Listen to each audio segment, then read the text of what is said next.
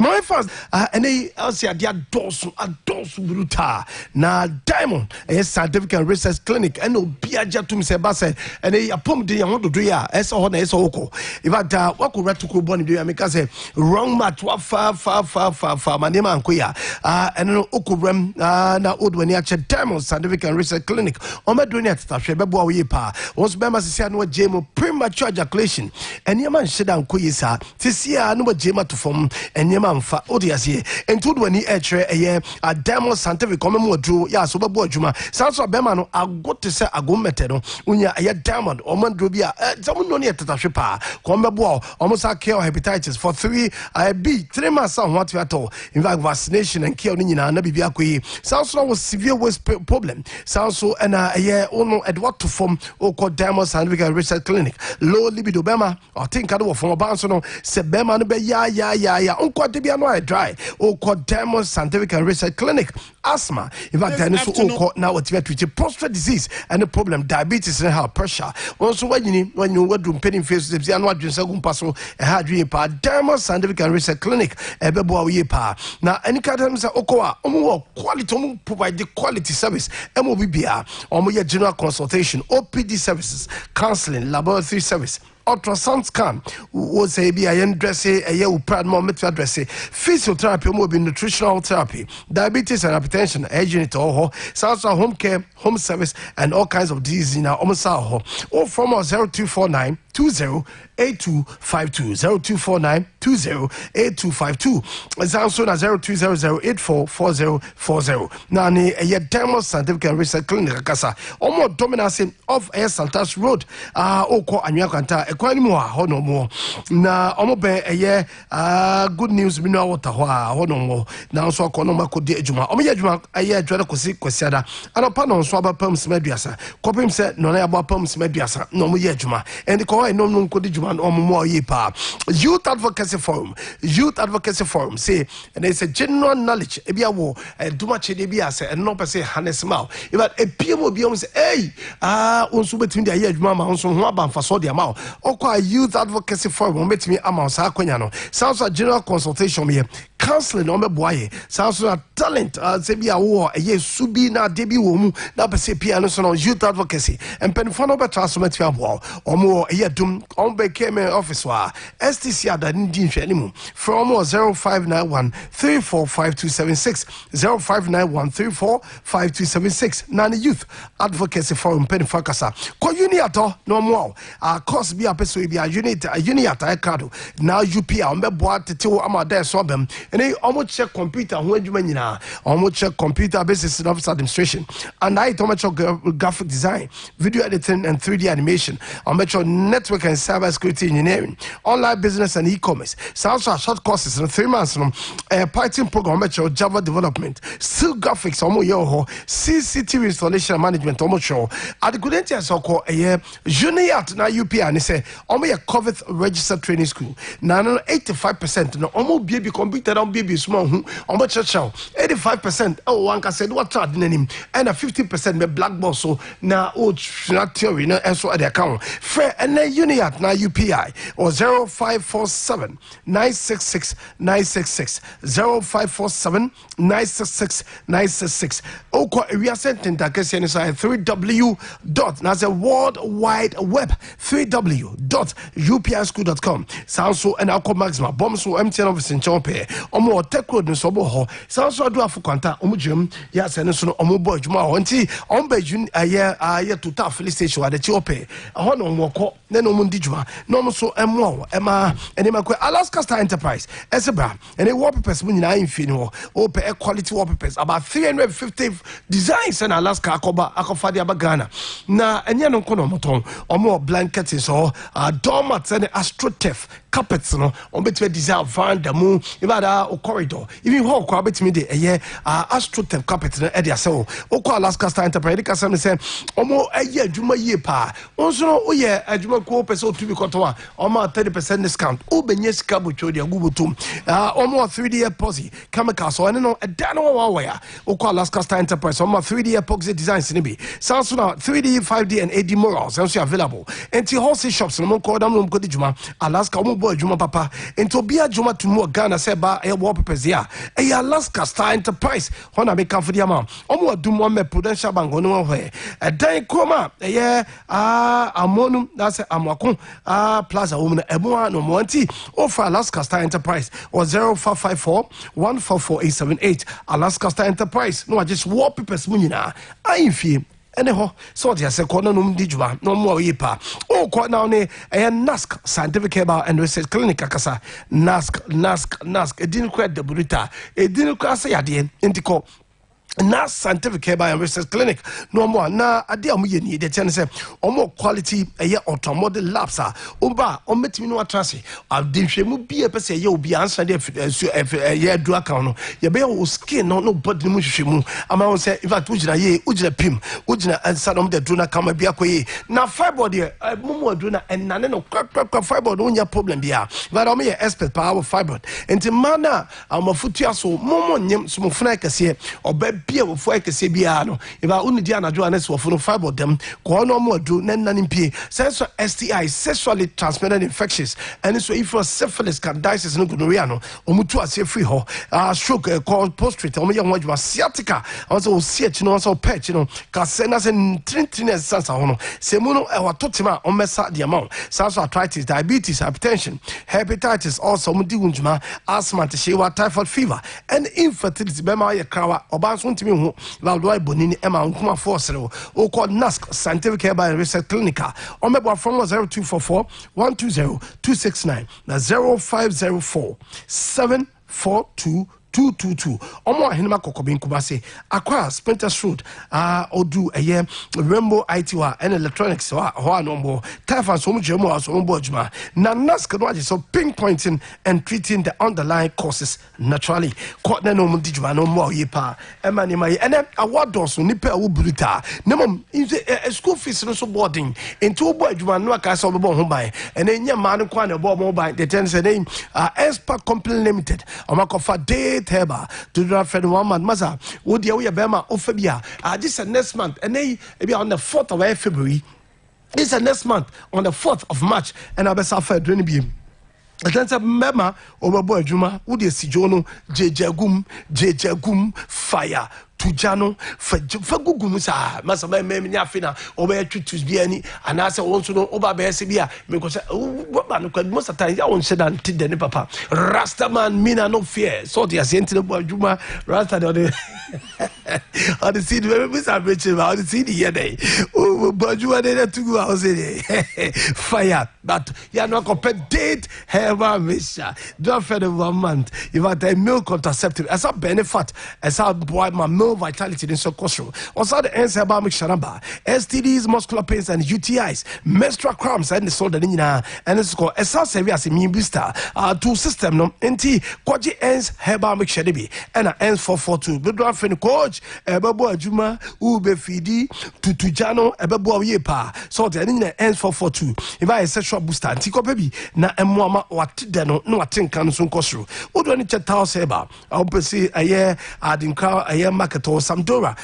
oko keza gethi omo boy pass I'll silver farmer jiban about promise here about a building more from 0244 294947 0244 294947 and 0264 294947 if I don't want you abo man man so etimi akwe the amount all right adwuma koi we your first batch of here LPM so no enche the second batch madam you be room na go into the stories no na the issues na ba super kwadwo bubu so bon dede oh ha you be call the first interview na ya the ensem no enso etimi dia ba na bibia so etimi akọ enti no ye be rem ne akonsem no so but these are the stories ye be on wadwuma ma me can say in a space of bare 20 minutes and is on a professor Dr. Kwame Chain Bafo in fact ofri Ghana on a Togbe Afede Sheikh Monsu about Hasbrook board chairman of the two most glamorous clubs in fact Tomakwa Kopiemo Cameroon on the invite of a CAF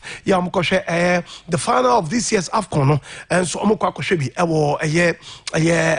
say Cameroon on the final the idea will be is it the die has been cast said 2 two teams make Senegal and team friend the Pharaohs of Egypt my Shanti Papa Penifo Bakwakudu Akasifoi Amakudu in a football in a game that is a Togo Afede Sanso and chief of a Sogli traditional area and his honor Professor Dakwamche CEO in fact as a chief operating officer the founder of Genesis Group of Companies and the board chair of Kumasi Sanduko de Ko Amakwako Pima Yamukwako gamer and Obekoso Egypt na yɛde nsɛm na ba ntino ɛnyɛ is wakodu nti ɛbɛka wasɛm wɔ ha yɛbɛka na amkodu yɛ no entourage limousine sanso ɛna ɛyɛ cars akɛse ye me wɛsɛ metimi anya pictures no na ma finish with the pictures no na yɛde ato ɛyɛ Facebook na mo so metimi ahwɛ how Togo afɛde sanso na is one professor Dokwam Chemkodu yɛ no penifo esi waka mo ɔmakɔkodu nti ɔmkɔ relax ɔmo hotels and on Sunday the final game na nkasa no ɛtimi abaso ɛwɔ ɛyɛ Cameroon nti that's the story say no so by the issues no and so the brand more light 94.9 yemrem ne akɔ say that on say Kabebre now Ghana Football Association enche omukwa kushia eyem penifo na omo say atia toto niema pa ama niema so no etimi akoe there tell so many minister ekwa kushia now this is the proposal the tells are kwesiuti ne de obeba nemom on a year the match Ghana ebebo Ghana baba meka a year the World Cup qualifier the last one the playoff no bebo no the tell say Otu Ado that is the proposal FAI Otu Ado and tanku one person boss our game so we na bibia de dia then case within if a year government of Ghana and then pen for some chance na almost share no to me a consem so then almost me etimi at the end so but so that's the big news and it's about to see the issues no and so they bring more light 94.9 and because now you're showing the issues no and so they about but on another story they tell say on say Ghana Premier League a day a year 16 sorry and then a chassis na ukopio bichema United na she Gold Stars Kabako August so can share the goal no at the Bichema United and once never by you be didn't come be Samson and Bidiema Sporting Club has been ordered to pay $43,920 that is the news embassy here but officially Mediama so munya any information to that effect I said they have not been copied of the decision of the disciplinary committee and you know guso edins and nyina say penfa some bichi or say Fosu Ignatius and a bloody set up bloody a bloody mo contract termination no almost say amanye due diligence and the terminating contract you know you go student some let you call Mediama na ya din komo na the issues number and topical issues be say how e be protect your sponsors no if sponsors are or mobile sponsor clubs no how the club duty and the supporters duty and so no how be faso or me faso to the man nti ni nyina no ye be hwe the issues no and so at the abremo and so and the husband consume secure another contract from Kagin mineral water for 3 years worth 255,000 Ghana cedis as a 2.55 billion old Ghana cedis and this guy is a has work almost Jeffrey Kagin a year drinking water mineral water a 3 years contract and almost etimi assign and so until those are the stories meaning and send me our person baby for WhatsApp so 0244 83 0985 0244 83 0985 WhatsApp message on the bar and many so I can count ready so and so the amount then na you frame never be answer no etimi akoye until super bond was start the show for me now you call the black side issues no need in some and so at the butter I reach by your voice we mommy summer the PO of a Ghana Football Association that is Henry Asantichum added to that with regards to Black Stars coaching and the decision at GFA for take with respect to getting the coaches to come and help us in the World Cup qualifiers. Henry Asantichum at the Etuja. At the last executive council meeting, this was the decision of the ESCO. Omuteki two decisions. One, Coach Milo, the decision was that I was a Milo. Now the second issue was then the next decision was why na ESCO were torn between two issues. First of all, there were only maximum of 3 days to prepare for Nigeria match. This will be bar now or entirely new when you 2.5 days of training. From within and from omo air corner. And then I ain't chasing obia. At least obey to me a stepping in. And when we are our nim team no dada. And you are now. Oba said, wait to see. The decision was that young called Dortmund because Dortmund refused. He said, Ombe release Otuado for the AFCON. Okay. Because now Bundesliga could break for 2 weeks. Ombe resume in January. Into Omo Manemba. Into young called Dortmund. Na young called Sungu so say. So ampa Omo beti na supem. No mama no aba. Abaye 2 matches na maya. So, if that is the case, say nyano or bampona or be bomb matches no near qualifier. You may be saying so opeso twaswa, fine.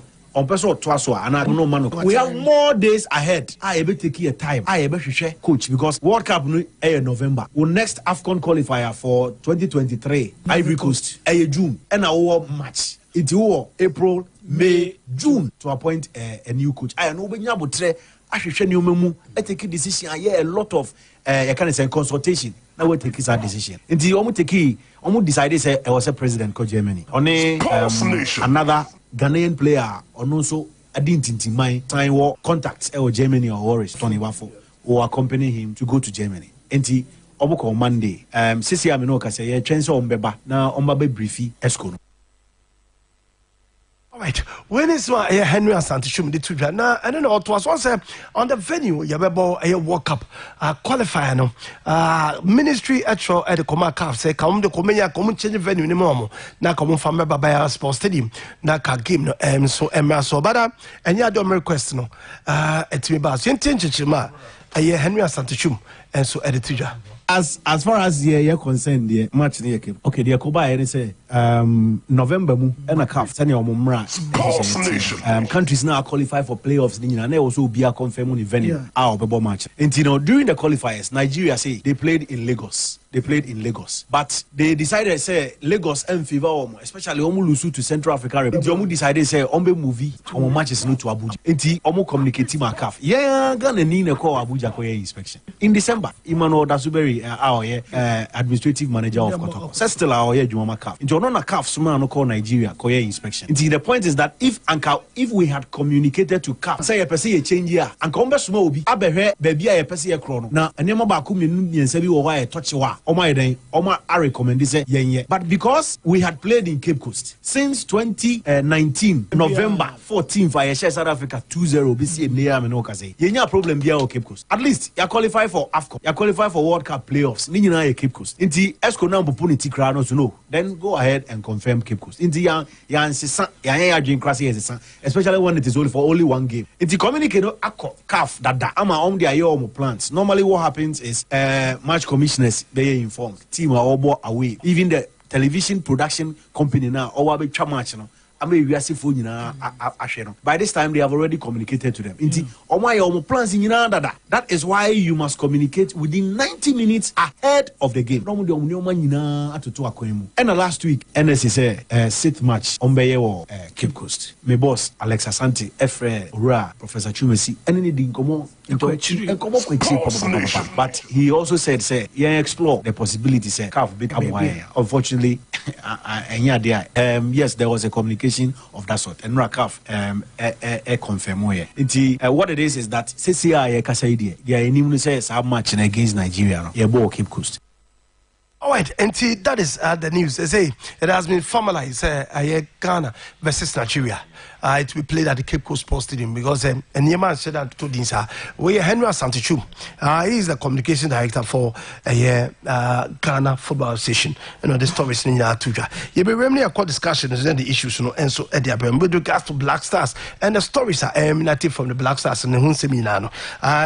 Now it's settled. Say Otuado. So they are saying, and a year tanko, and maybe they will play the playoffs. That is the news. That is the proposal from GFA. And you know, maybe next week, we could share a ministry. Officially on the catch up, this is the decision taken by the FA.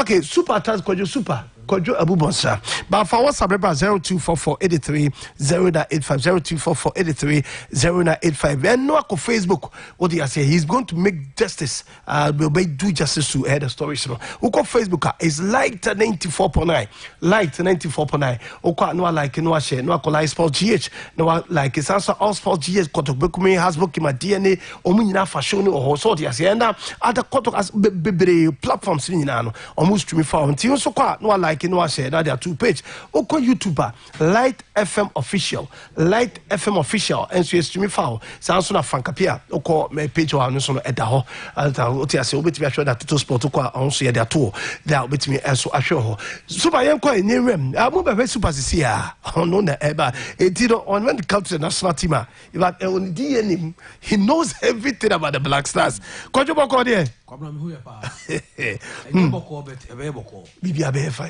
nis kasem enye bibi ne yare meti funko bia mfiri me offer asemi na no ebusuafo bia ho Sports Nation but I'm not happy adai the way say no ambeka say me nkan GF asem coach asem but I will delve into it sure and am patriotism tin me delve into kwabna you have to said they are me no kwabna me chia a cherish listeners across the globe yeah and as you fear that sure thank God today is Friday kwabna listeners in the hear me pa dan ekuna me chia o bigoshe o kunu so we chia kwabna and na me kasa nyina me ka nyina kwabna me dedicate ama one of our own Godfather, a good person.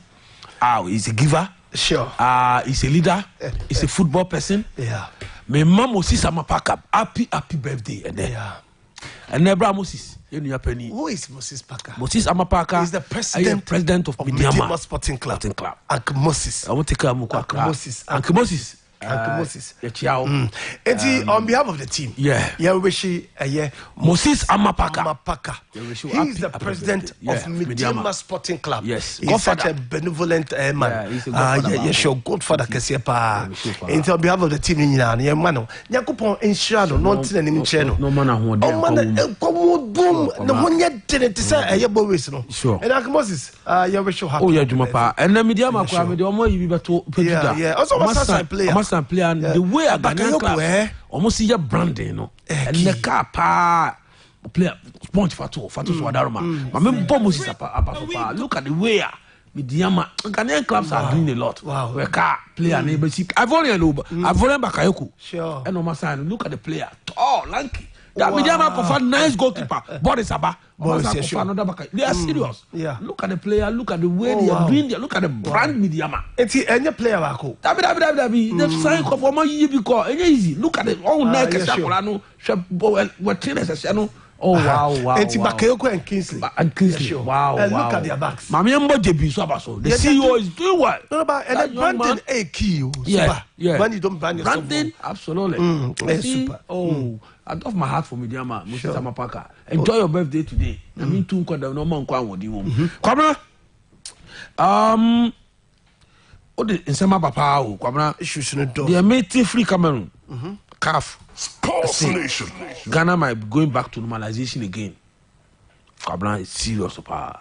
Are they? Yes, because of government interference in our football. They are making no. So tie kwabna. Sure. One. Again.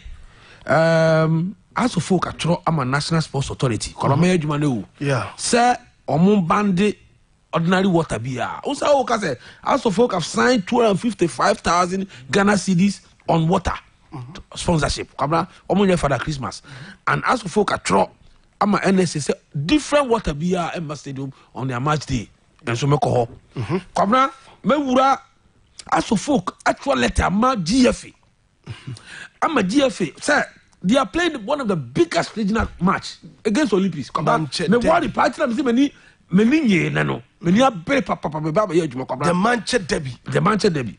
All my transfer come more 50% kekabansi no way. Kabra, but see into a buying NSA. Maybe some more questions say. These are our biggest brand. Kabra, time me a concert party, new concert to our class sports stadium. No kabra.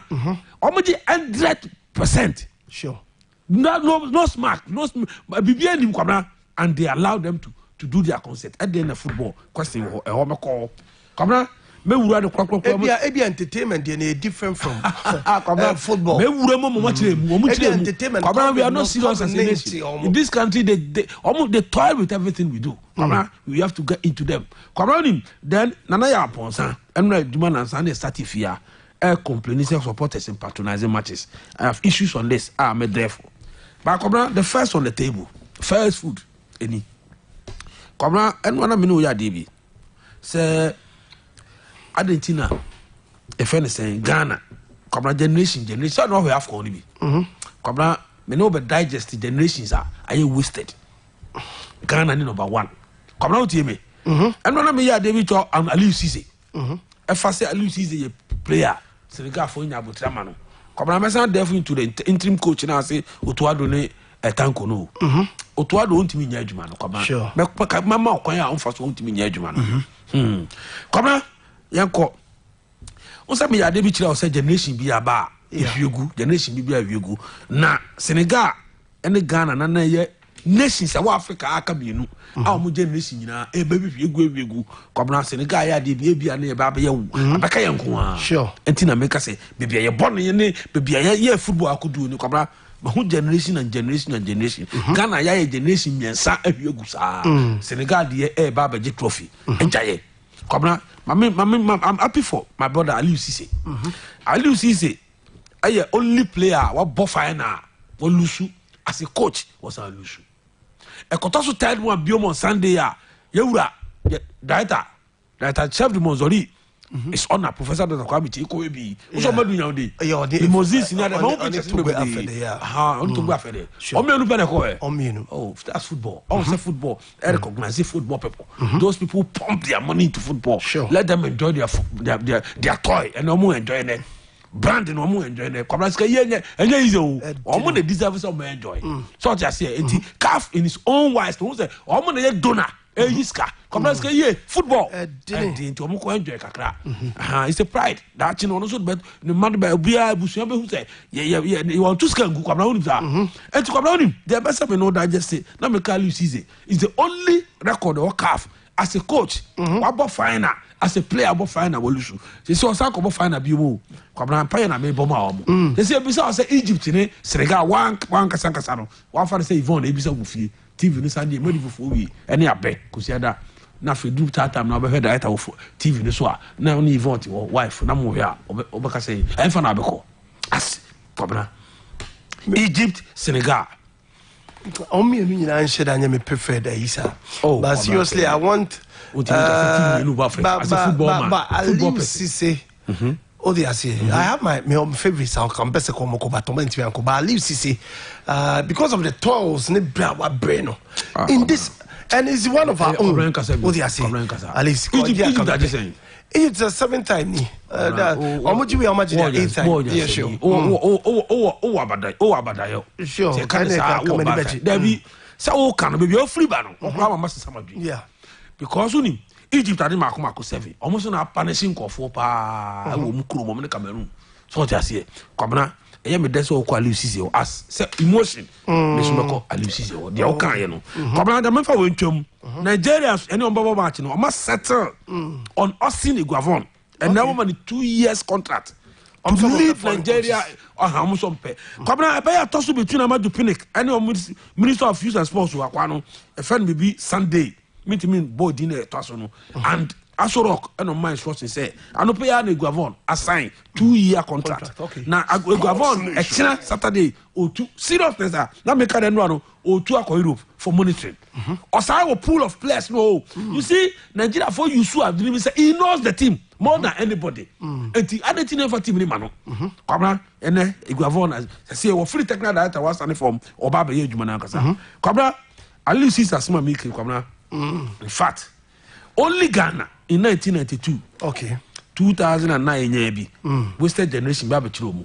Country be anya ne de Kobra. The may education be sure. I am a ye pa. Cameroon American they are started. Cameroon young generation and the omu yusu ni ye Kobra. Me who kwanya ye first be the ye kan e be company for because they are listening. Sure. Kobra in 1984, 88, utie.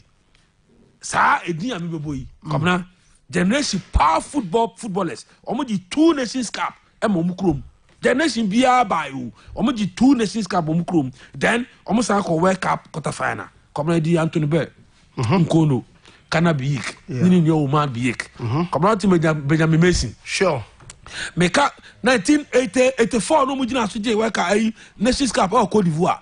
Then 88 Morocco and 2. 1990 World Cup de me fama. Enti kwabra.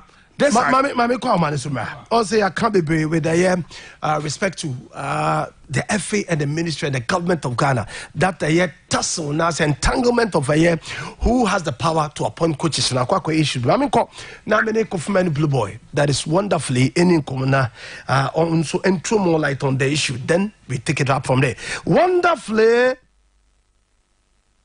Hello Kofi.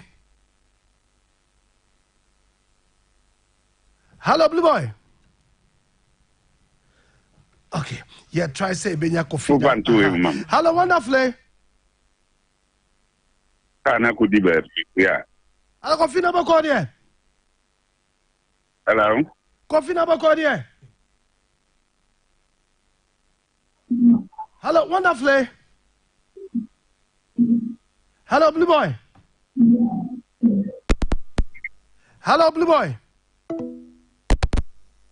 Yabakona Yasani a year Kofman Blue Boy I didn't come up here because I think that you talk about Cameroon so Nico Rani Giddy pound some is it from a year the league no. Alright, the uncle about the nation Cameroon by to form Nations Cup or mine. A generation in Anthony Bear and Kono, Canabi, Kanami Budino, Benjamin Mason, Betty the Bully, Paul Infedi, Rudamela. Omo player bi no friend Emily Mbubu kwama o man bi Kunde Steven Tatao oh Makanaki Siri Makanaki these guys enya generation ya Cameroon omunya and they give them 2 Nations Cup 1 quarter final berth against Argentina na all horse were against them kwama in 2002 omo generation we no hwiegu ye no omo sa benya another generation this generation na Cameroon ya no osama omo 2 Nations Cup biom amamu World Cup. And the national cause I'm body as I'm Olympic gold. Come on. Ali Oboka, so kind of Carlos Kanemi, goalkeeper send you so go. Come on, Jeremy, and get up. Mommy, come on now, me this time debate me in a blue, wonderful kasa. Hello, wonderful. Hello. Hello. Yeah, wonderfully.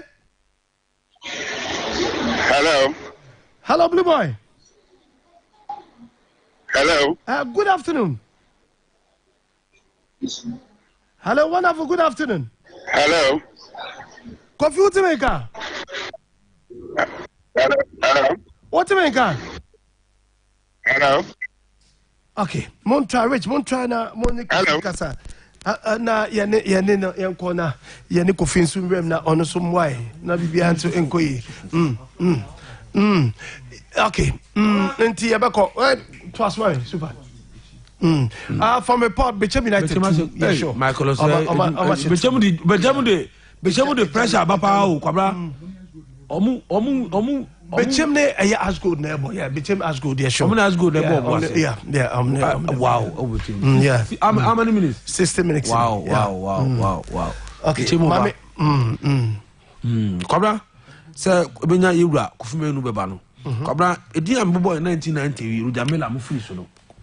Kwajo. Yeko. Mami ntawe say wonderful bit to ejina so na enkasa. Hello, wonderfully. Hello. Kwabi, good afternoon. Hello. Good afternoon. Hello. Okay, on Timinka, and see super to aswami. Na mon try. Yeah, the network no ehad. See to aswami super. Makanaki mone Kunde mone Steven Tata omo free so no. Omo di 2 Nations Cup e mo man. Eje Eco World Cup 1919 quarter final. First ever African country quarter final. Then after moving on, the nation if you agree. Nations Cup omo by 92 anti omonka, 94 in Tunisia anti omonka, 96 in South Africa anti omonka, 98 in Burkina anti omonka, and Ghana co-host against Nigeria in 2000. Another generation for Kwabra. Before then, no makobo Olympic gold medal. Omonya Africa, Nigeria nenya ba 1996. Generation ni Kwabra, Ali Uboka, so kai, Carlos Kanemi, Jeremy, Raymond Kala, Lauren Tamimaya, Rigobert Song. Kwabra. Na Obekai Solomon Olembe, Pius Ndiefi, Joseph Disere Diop, o kasi no. Mark Vivian Foy, Patrick Nsufo, Mboma, Kwabena Samuel Eto'o and never Fekafort. Omoje back to back. Say the omo senior colleague for the year no. Omoje back to back and back to back in Ghana in Nigeria omoje bako. And omo koje bako in Mali. Kwabena omo say the Olympic gold so na ewiegu ye. Kwabena mame ko Ivory Coast. Ivory Coast in omo perfect generation. Omo so gina omo na so agibi bi mo man no. And we ngu o. Kwabena okay have Alagwame. Alagwame Akakwame. Sure. Okay Diaby Sikana. Duetie Gajiseli Madame Bukwadesa. Sure. Abdullah Traore Bembadi. Sure. Youssef Fofana. Omujina omonaso eyi papa na di omokoe Anthony Marshall. Yo Marshall. Omo de Jacob and Hiangu. Sure. Now let's move forward to Mase. Kwabena another generation sorry. In 2010 Cote d'Ivoire dey na boom. Sure. 2006 any who generation be eba from Cote d'Ivoire. To omo ye this after 92. Omo sorry biom. Kwabena in 2006, 2008, 2010, 2012, 2013, 2015 in another generation of Cote d'Ivoire players the whole world expect to say on BGBB, especially against Nigeria. Okay, 2013 there no. Kwabena edin ni o. Boka Bali goalkeeper that's wasano. Atabuka Omobani ni o. Emmanuel Boué, Siaka Tiene, Kolotore, Masgrede. So kai din e de ba no. Dide Yakuna, Sheikh Tioti Nyame fa ne kresi. Dide Zokora, Yaya Toure, Winfred Boni, Solomon Kalu, Drogba, Aruna Kone, Lassana Traore. Edi we na eba Kwabena afi na ebehuegu in 2013 e disappoint obia ewo South Africa. Say Cote d'Ivoire must is 206. When your first ever World Cup berth for your country. 208 on my fumble Ghana. 2010, 2012, 2013, Kwabena 2015. Anna omuyi Drogba film. Yasa Drogba account. The lack of Sergio Ore ebe blend the team no. Eric Bailey, Seridie, another Seridie to national team no so no. Seydou Bamba, then Eboué, and Roger Asala and Drogba Ephraim. 2015, I was in Kultura Guinea Omoje trophy, so I knew wasted generation. Kwabena, me nche wo Nigeria kura. Omusu gina omonaso. 1984 losers final. More tribune. 1988 Kwabena, omu lusu final against Cameroon again. In 1990 in Nigeria, omu lusu final. 1992 generation of Okochanom, me modi ni mabuache wa. On Kwabena, generation of Lisenum, Dana Mokachinum, AJ Trophy, generation na Hiangu. That year, omoko FIFA World Cup, enya first ever FIFA World Cup for Nigeria, eko round 16. Complacency make me say ku Nigeria. Come do a chile pa a game against Italy. Kwabena monitor Nigeria against Roberto Baggio penalty be Italy for the show. That generation was the most powerful generation assembled by any other African country. Kwabena Peter Rufai, Osine Guavon, Samson Siasia, Benny Roha, Uche Okechukwu, Stephen Keshi, Sandy Olise, Samson Siasia, Rashidi Yekini, Amunike Kwabena, and Amunike ne continue Guavon ya. And Hiangu, as I complimented my first ever Olympics gold medal. Majority of them Nigeria, George Finney dinum, Onwo Kwabena, and the chile Omodeba Omonima 96, 98, and I'm blending with Dosu Joseph, Tijani Agawa, Kwabena Utie, Talibo West, Mbedo Baba Yaromo, Onwo Pius Kedia, Tijani Babangidamo, and we see and yet boosted generation, Omoje no more country. Kwabena Algeria, Omusi no Omodio, Kwabena, Uni Algeria for your generation. Hiangu. My main time is a coffee batiminka. Hello, wonderfully. Okay. I wonder where they are because the country. Yeah, sure. The country at from Cameroon. The generation of Algeria, 2015, almost assembled squad after 90. Almost squad, no Jabe Menadmo, so Kaidino, Chris Udanimo. Like that Belume mo Kwabena, a deal with the Mure feeder, Rabamaja. And the Mure Fini said it was the first African player or lift European Cup. And it was in 1987, or the African best player, no, or signed European top scorer in the year. Kwabena generation, you know, are good. Yewuramo, Omoje, Nioma, Momo mine. Again, Kwabena, in 2015, Okita Guinea, no almost sorry ba. Almost sorry ba Nenya Sofiani, Fagoli, Enya Riyad Mahrez, Yassin Brahimi. Islam, Nabi Bentalab, Aisha Mandimo, 2015, Omu disappoint you be near a group Ako Equatorial Guinea, and Omu South Africa, Ghana, Senegal, and Algeria and Timmy. and they will see it. Sure. I'm saying the nation about Hugo, and of course, and Hugo. In 2019, he was there in Egypt. So generation we a budget trophy, and you wasted generation. Egypt, you know, almost started almost 206. Almost generation ebano. Since almost the normal mabium in 90s they were dead. But when you early 2000 normal bano, a Samuel Adari, Sobekai, sure, Mohamed Sobi. Adari was the goalkeeper trainer. Yes, for Egypt. For Egypt. Yeah, sure. And he was at the bench. Yeah. Also, look at the motivation. No. I never know the lady here or cover the Dubanza for the brain. Kabra call squad. I mean, sort I say, Kabra. White go more, Mamma Fati, Abutri Camo, a map Mutipu, and a Samuel Adari, Kabra. Omuya Juma Momuji 3 Nations Cup, Momu, the nation now young. 206 in Ghana 208, and I'm somebody free and same. I want goal at 2010. Almost I could give you Kabra Ghana 63, 65, 78, 82. The squad we are let here down. Kabra. The 1992 squad, we go here, and Metmark is one of the finest ever squad. Ghana, in your national team. Come me so say be bida. So goalkeeper stay the call, come the nation we have a because of pettiness. Come Salifo and Sanya, me for the crazy. So we go there. Jaguar, Salifo and Jaguar, already go there. Come Evidence away. Over Damba. Kabra yeba Emmanuel Appiah wa unipa squad dey call na everybody know need that kwankra no go Olympics that time Kabra nya kosi Appiah treat light career no oba Kabra Emmanuel ama Senegal Kabra azikasari kola no mu fe 91 eba no azikasari by Gago Frimpong Manson Stanley Abra Tony Bafu and so Germany on Kurt Nepe coach Kabra Safu Jemfi Odatelamte Abedi Ali Ibrahim so ka no Opokunti Prince Polly Tony Yabua, ya preko. Richard now team ediko yeni. They call final against Cote d'Ivoire. Wasted generation. And team anye. Kabra. Ayao. In 206, and they send out the nation phobia. Na esamba. After sabe the pele mu free scene no. Kabra yebenya Sami Eje no man no club football. That time can call welcome no Israel meboa. Enya Sami Eje, enya Richard Kings no lele ya ekan. And se do sapemo. Ebe join. Kabra nyo se kufo. Ne treat like career.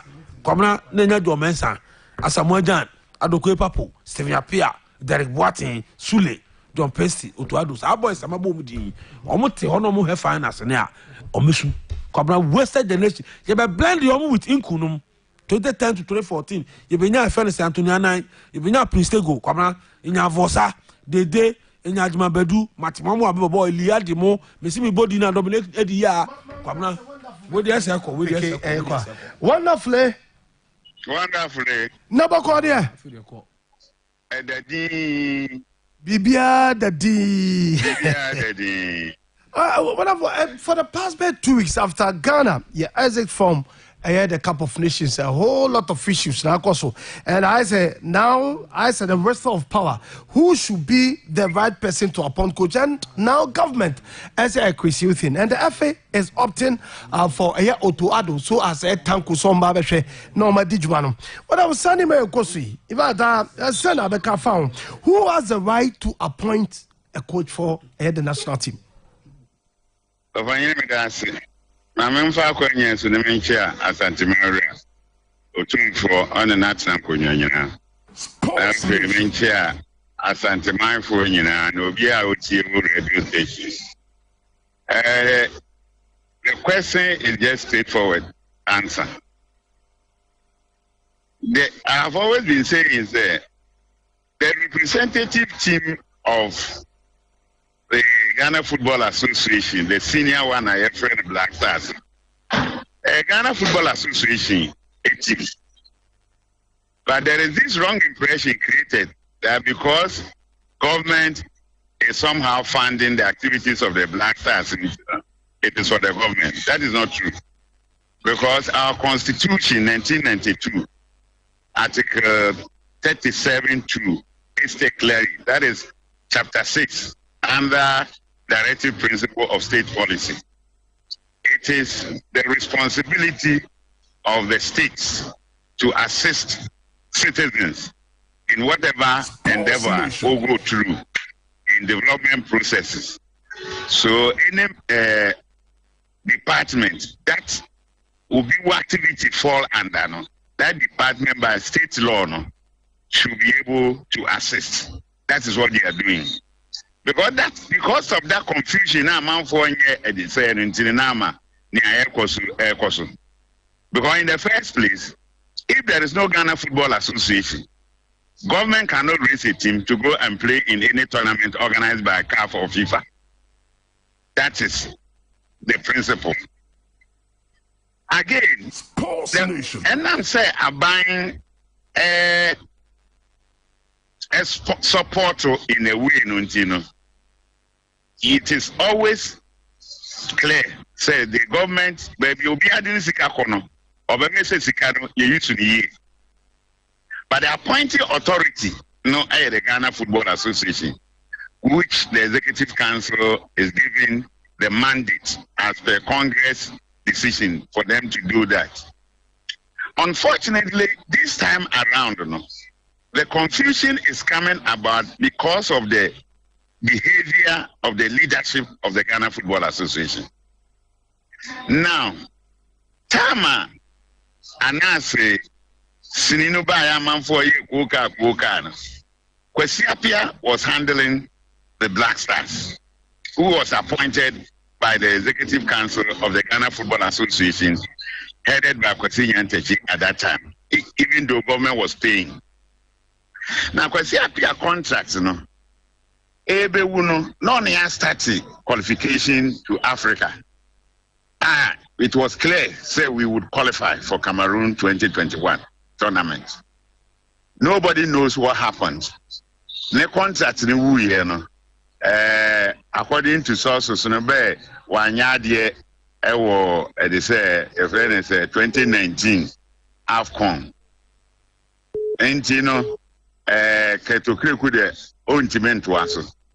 there are rumors circulating, say, Omampanyini Ekachre Kate say, once Kwesi has started the qualification, Yaman qualify into the AFCON Onko Bomra, into Okoboba, only 6 months. At that time, then he can ask him to go.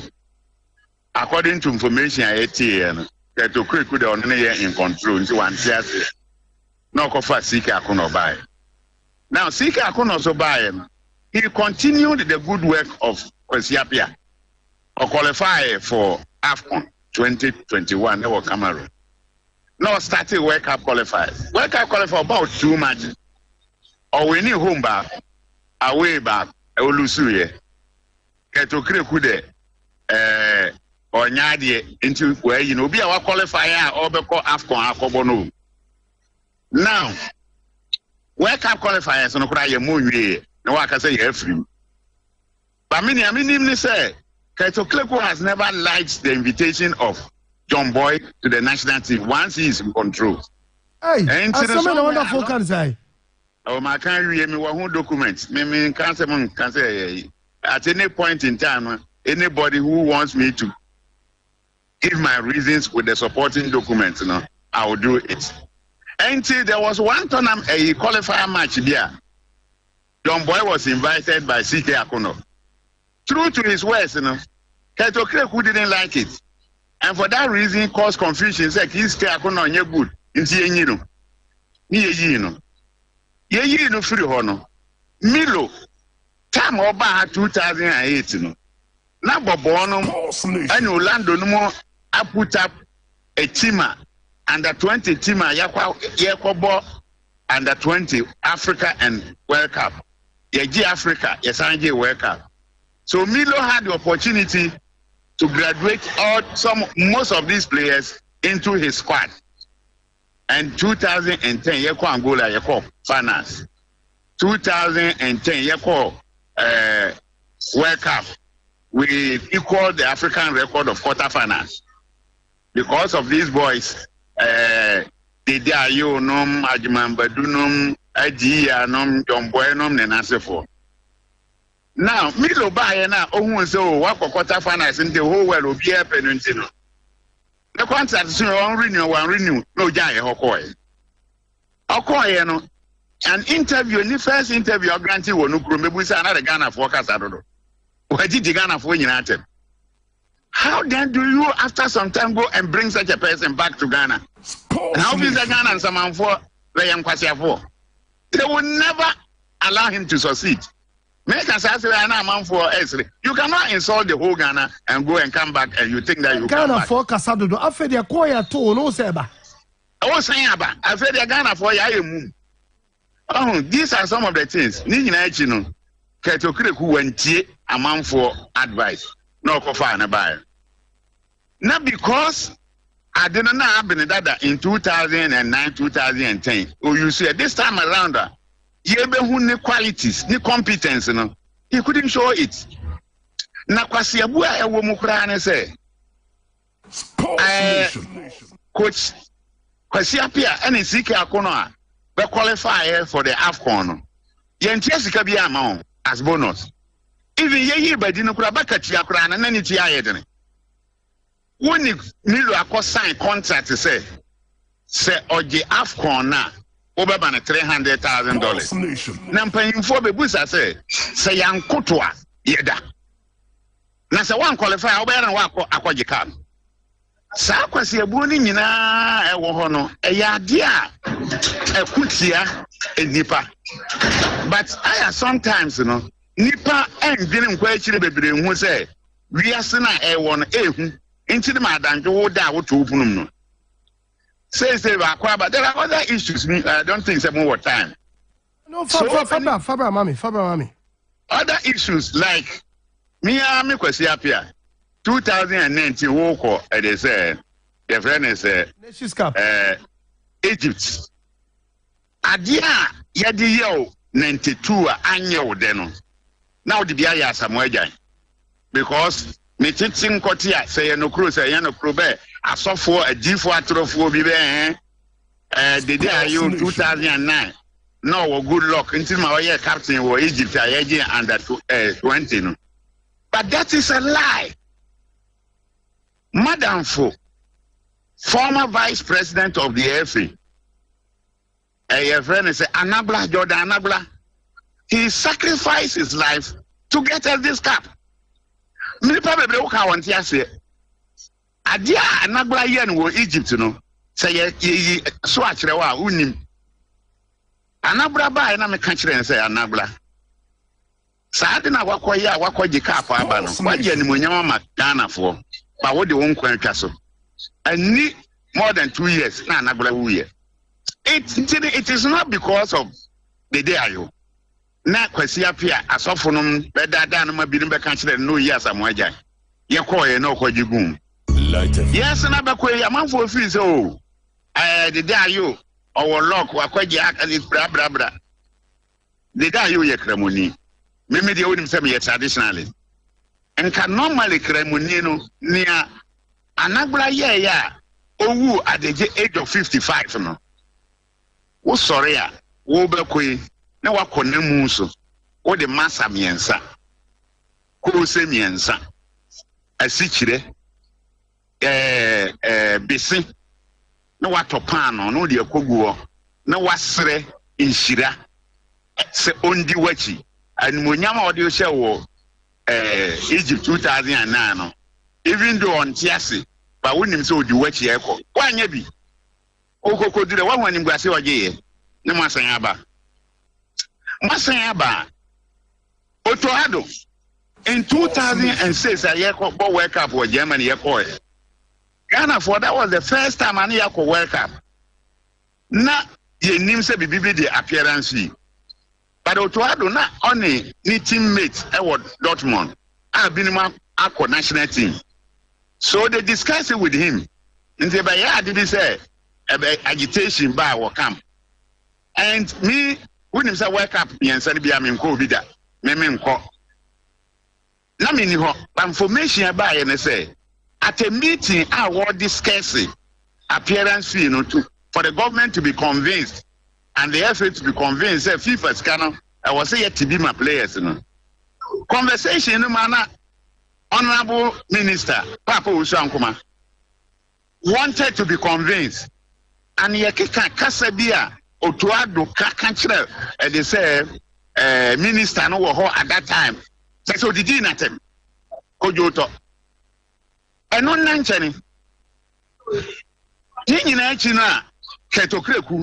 you must be aware of this indiscipline. Osana Kofan Beba, Milo assistants. Every time I hear Cameroon, Okachira will say, our assignment was Dortmund, Uncle Cameroon, into one Kobe. Pulse Nation. Na coach in Koye, na Anye, no Wasanaba, Nimwa you coach. Or no one Kobe, any coach in our COVID area, Aqua Bananye, where you coach in Eddie. Why then do you go back? Say, Obia, what did a whole minister at them? Obia, what disappoint here? What stab us in the back? I can't say, Dortmund, you man, he announced the blaster, Cameroon, Aqua Jacob. Why will you bring him back? Intermediate, say, if people are resisting, me, I am the first person to resist the coming of Otuado. Unfortunately, because of the way Ketokreku behave actually on Mampanyi and the government in power, no, they feel say they must also show flex their muscles. And flexing of muscles, this is not the first time.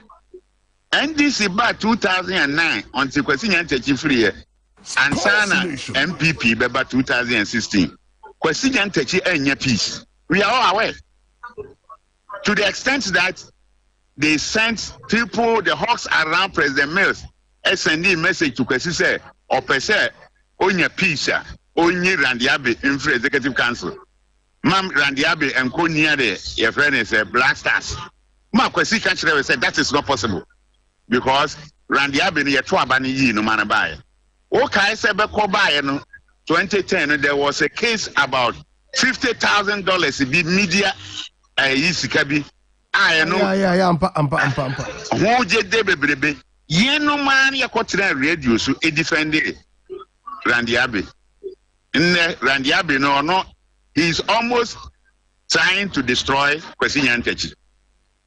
Until the issue about government coming in, but when you have a united front and you are doing the right thing, the government can never impose anything on you.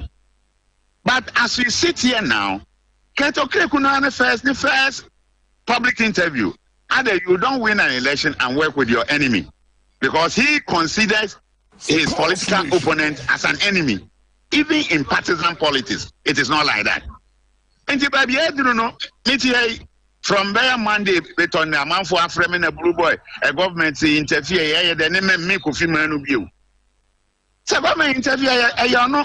Kuno feel say enemies were no quiet man. If any enemy can see no ever, you ward them off. And to media as we sit here, unfortunately, Ghana because on the continent it be the Chris Hostin or good record, blah blah blah. On the African continent, Monchiremi, a culture in the history of African football, in a competitive match, watching Egyptian team more than 3 goals. But Ghana, spearheaded by Kwesi Appiah, share in 2013, share Egypt 6 goals to 1.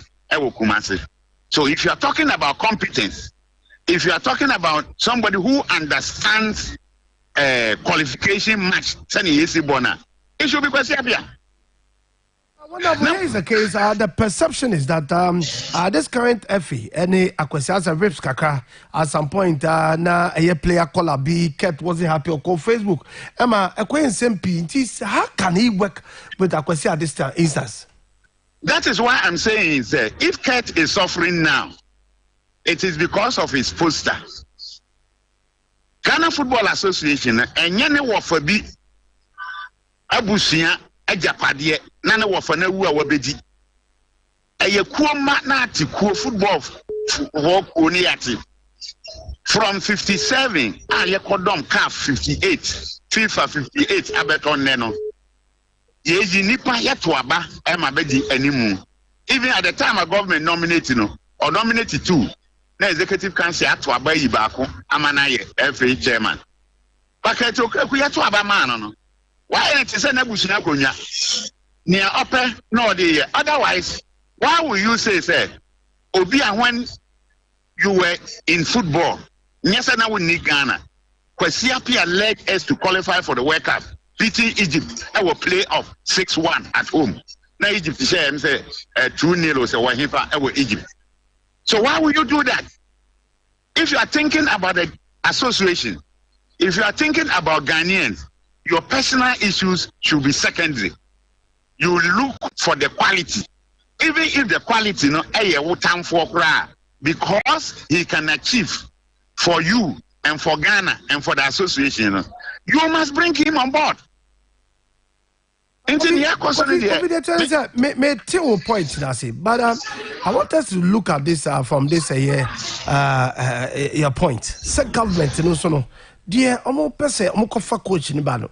Ye infringe on football and FIFA omo mem. FIFA mra, it is against it. But you can only get FIFA in when the football people agitate. And as we say now, nobody is ready to agitate for Kurt because of his behavior. And Kurt, the way he has behaved from Kwesi Appiah, CK Akuno, Milo, I am not surprised the government now wants to intervene. And the government, me, I call it now intervention, not interference. Because Kurt has shown, say, he will not think with the football people. He wants to think alone and take his own decision. But the Football Association is not his property. Kofi, I understand your point, baby. I'll free ban. But Kofi, government so no quantity for FF on said about MBA sa hula balloon de dino. Ebia makwaba. Iba ya titi minister, we ya ti FF president. But moya me mamma, what is the way for the entrance? Now I've seen Chris Youthing. Ma won't say our credentials over to me. Then in a joint situation, Kofi na koma kanaka asubiaba.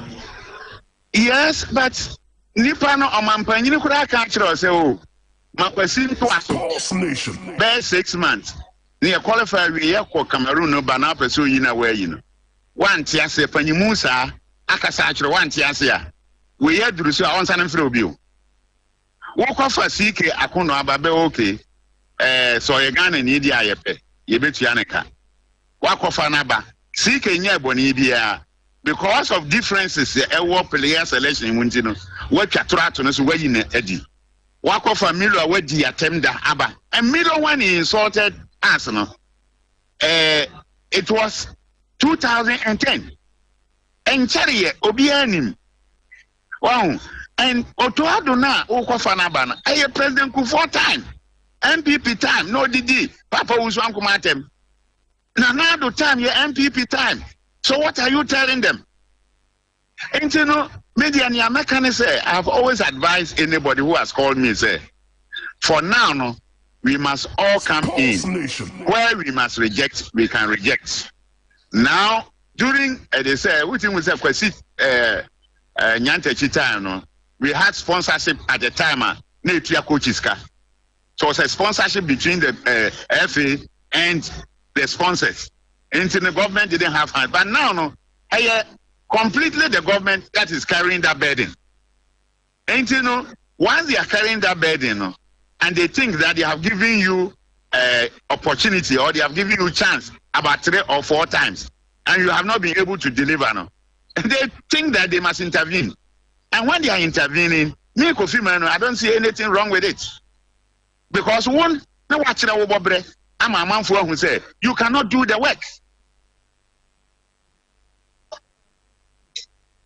I said, well, they see Conde and Shani and so I don't take a fight. Because you first here, I mean, that's now, before you go, let me say this. Secretary Keku is a smart guy. Work off a technical director. He is in charge of the technical directives.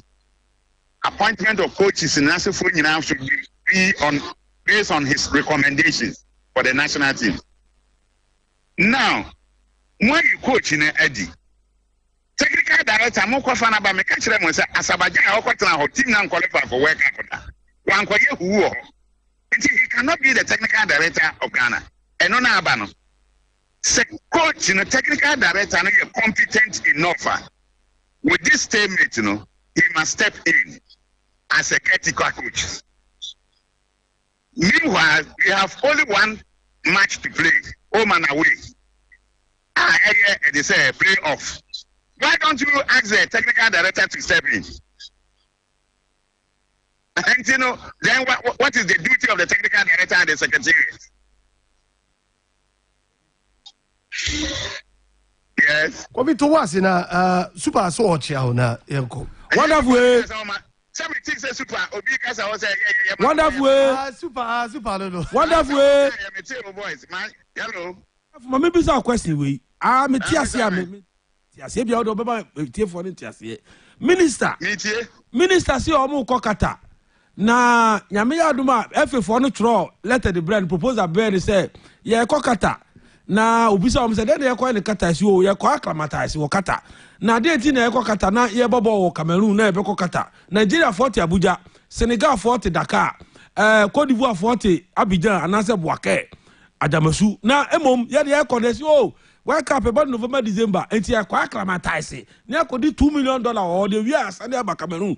Minister ko parliament akoka sa asem o am say what e dey na wo ka fa minister no ene akwai of us o dealing with taxpayers money wadaroma minister na here seriously I was ever manako because nobody make about Kate no who ko bo AFCON January 2022 World Cup ye be born in November 2022 11 months or 10 months after where we call acclimatize in November 2021, December 2021, against a tournament in 1 year, 12 months after.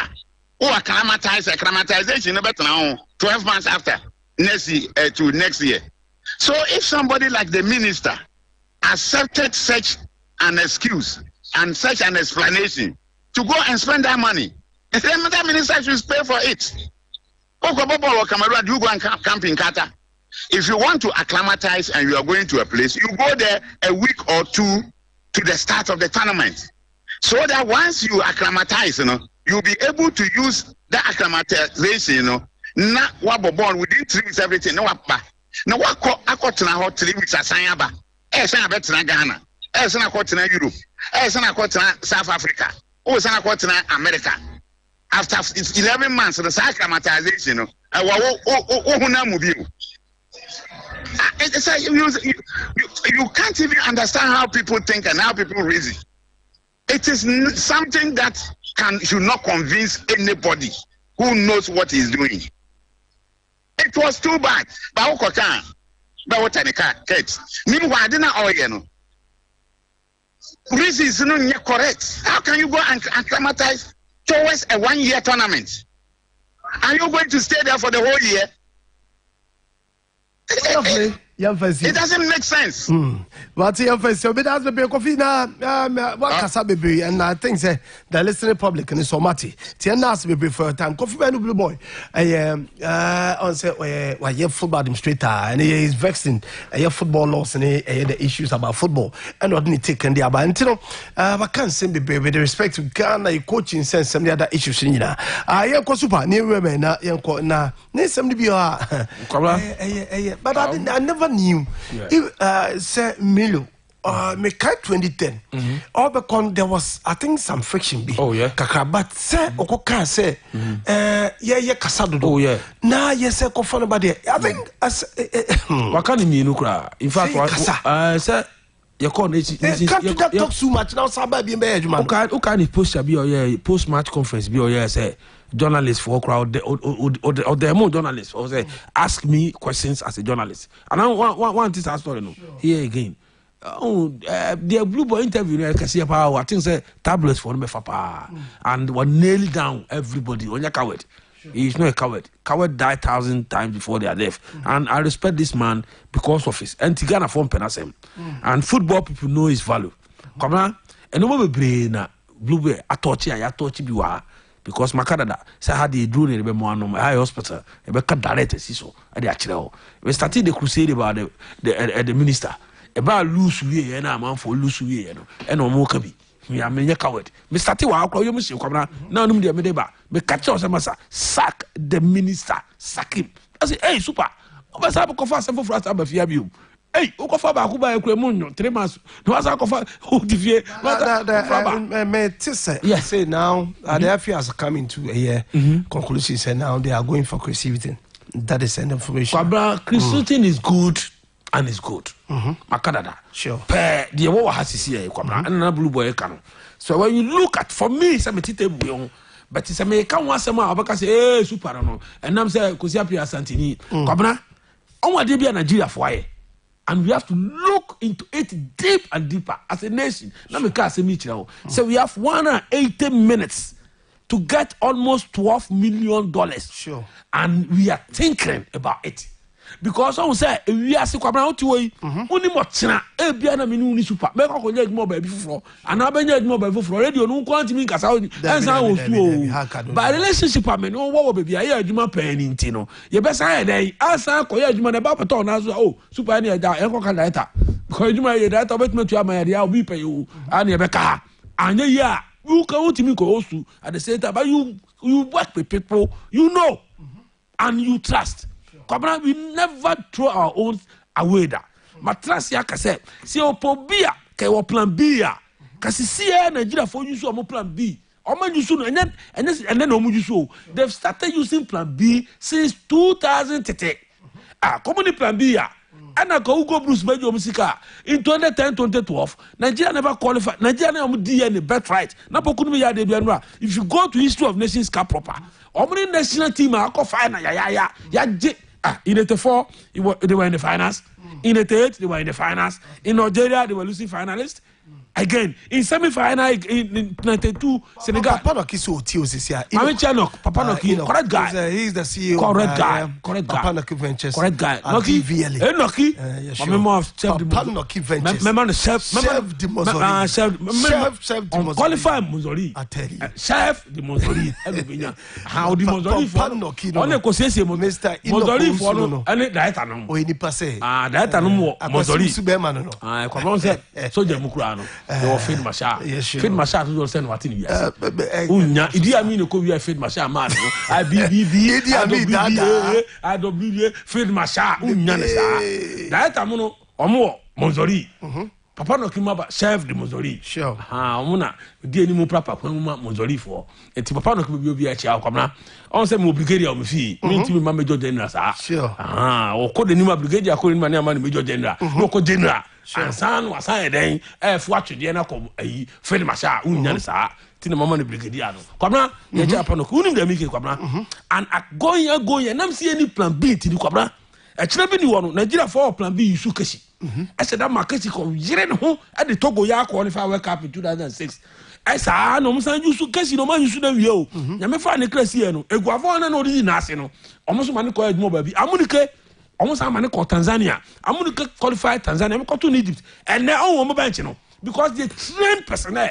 And no Okano. And else Colombia pettiness. Nigeria, very big, massive country like US. But when when it comes to the national team, I'm fan Niagro. Just said no, go avoid you want to take that. Also, I found you on any ball and I'm an assistant. And no. Oh, some if I go avoid not there, I'm can take over. Or no call me. And the bench is quality. Oh, na mention obi on Tanzania. Oh, muni ball I qualify Nations Cup. Or Bakino. Ghana how they way. Oh, they are now one about 6-1 against Egypt national team. Egypt national team in your team. Yes, send about question me, send me Sadao. Almost ultimately send the dasa. But there is a game about how of personnel. What's a 6-1? Or Ghana Niba. Bayamo Bitiani aka. Ayaka dia. Opposition. One kite was opposition against Kosi Antechi.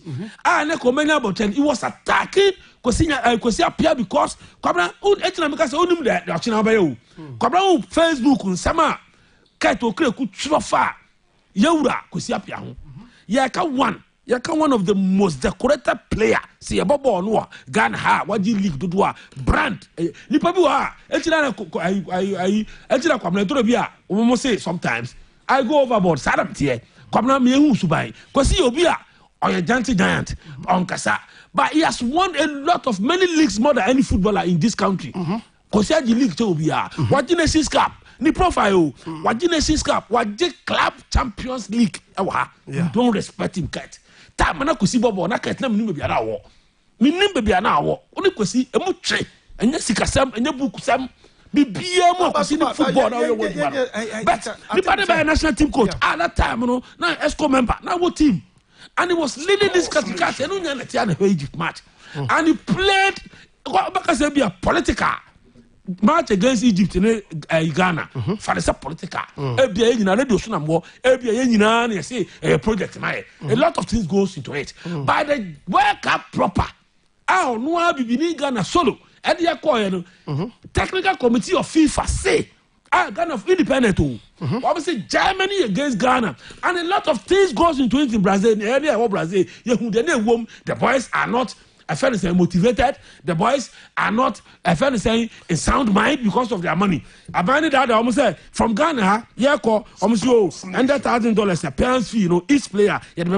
Those boys went ahead to Holland. Echo Campo, $100,000. Bisaya, the deputy vice president then. Yamifa the crazy. Obakaino, Papa, Emisata. He came about Holland, about 2 teams, no, and the boys says, Vice President, Tika Muslim Bamaya San Krata, who are press for the Ayabraji, Scanamusabeka, they left Holland for US. I'm free US coin, could do a friend in Brazil. In Brasilia, and almost a bizarre minister quite after that. Wow, Godfather, if you cannot even move you. Now, bad, they didn't, I'm almost say, you try to and sign a boys, about Germany against Ghana. Oh, say boy, can you say to 2 and no year? Can you be a Kawuni? But it took a gree and a beka. Happy birthday, man. Moses Amapakatini baby, Sule, Minteswa Bubida, Minteswa Kuntoka. But when emotions and your money, Nipa Bion, yet it's radio soon, yes, and say boys way against the country. I almost can't look at a boy here. And a boy says, Yamabono. What's why this kind of FIFA? Somebody or somebody any day, as about by force because see, I must have match against Portugal. Come on, Casamre could be a bandit for life. And nobody can go play with it. They say, hey, you, and first can call. And this can be do politics in tea. Papa be suing committee. Yet the committee were one so already, so not can some against you on one party, but not in car. Because no more be come and your politics against the boys will be a free anchor. Honor around the Muju Su or media men about against Cosina because of this Skaway and any tree and no good. You see, no more about 10. After at the end of the day, Nipana, ya which anti man, no, Yanano. You're not fried crime, Yamano. All the committee got my first as a go and learn a friend saying, go and learn leadership qualities at school. Too, and as a mobile, I'm so more Ghana, Monchan baby, Bokakosia. You see, Ghanaians, tell them, see me who could be a Hanampe. Then again, the second one, you see, I find for supporters and could be a Cabana, my 2 coin. I need 3 months, 4 times, 4 months, and any about Nations Cup. Oh, good Guinea. And I buy us a swat. Every week, be a play, be a 2 free Ghana. And the bay Mao, you could tell Guinea. And it will be you see, a ban will recommend on what committee, or semi for supporters to coin. So we live in a country, and I could see Appiah, okay, almost oh, young penno, and almost I use so media man against Appiah, if you are no, Najamu, or Majuma. Technical committee. Super the say, oh yes, and I say, Omokoche media what they should say. Media also have their right, but insult any. They have their right. Almost so much our drink. Eguavon, Nigeria radio, almost billion. Obejina radio so akodi Eguavon araso film usage. They tin Nigeria phone they say as amanejuma. Ye nim so bet my is part of the whole. They support our own. By yehu ya ni akasa. Na twemu kosi na pamu kosi koye. Kosi koye na kofa ya fell saying papa you minu Israel ni edu be kwa na otimi ko Egypt otimi ko babia Abraham Grant obetina no abetina Lisa hotel e no punish ya say obi then aduma na Abraham Grant here obi akotina Sky Sports so obi on final of the AFCON no we see aduma be no be kwa no, he did his job. One thing they say, we were just not lucky. We know the politics got because that time necessarily team no. Me can't Ukaseka. Ni subai ni year is not part of us. Ghana they will be about $75,000 a month almost. And what at least and hotel a chileti ya no akofa general use buy. The akofa ne buy kwa we need short memory come the on cover and buy a say video analysis on the ransom ko we say ya cover coach and team to aka and about 10 to aka that time na name to aka Appiah ne ka mo de no and papa yi kote na feedi ka no na ka ye be use afa second time bi Akosi Appiah bae one san ba bi mo ba second time bi mo no oba ende na ati na me ka say o chena unimo and na ka to so utukwan akọ Holland aba so wa ket who football person who division 1 team why a journalist ejuma me ye why you be radio universe what to kwan akọ Britain we are a British trained person so wow trase na say o ga ji otoado na say me coach ne me penenane traya nya me na me me say ade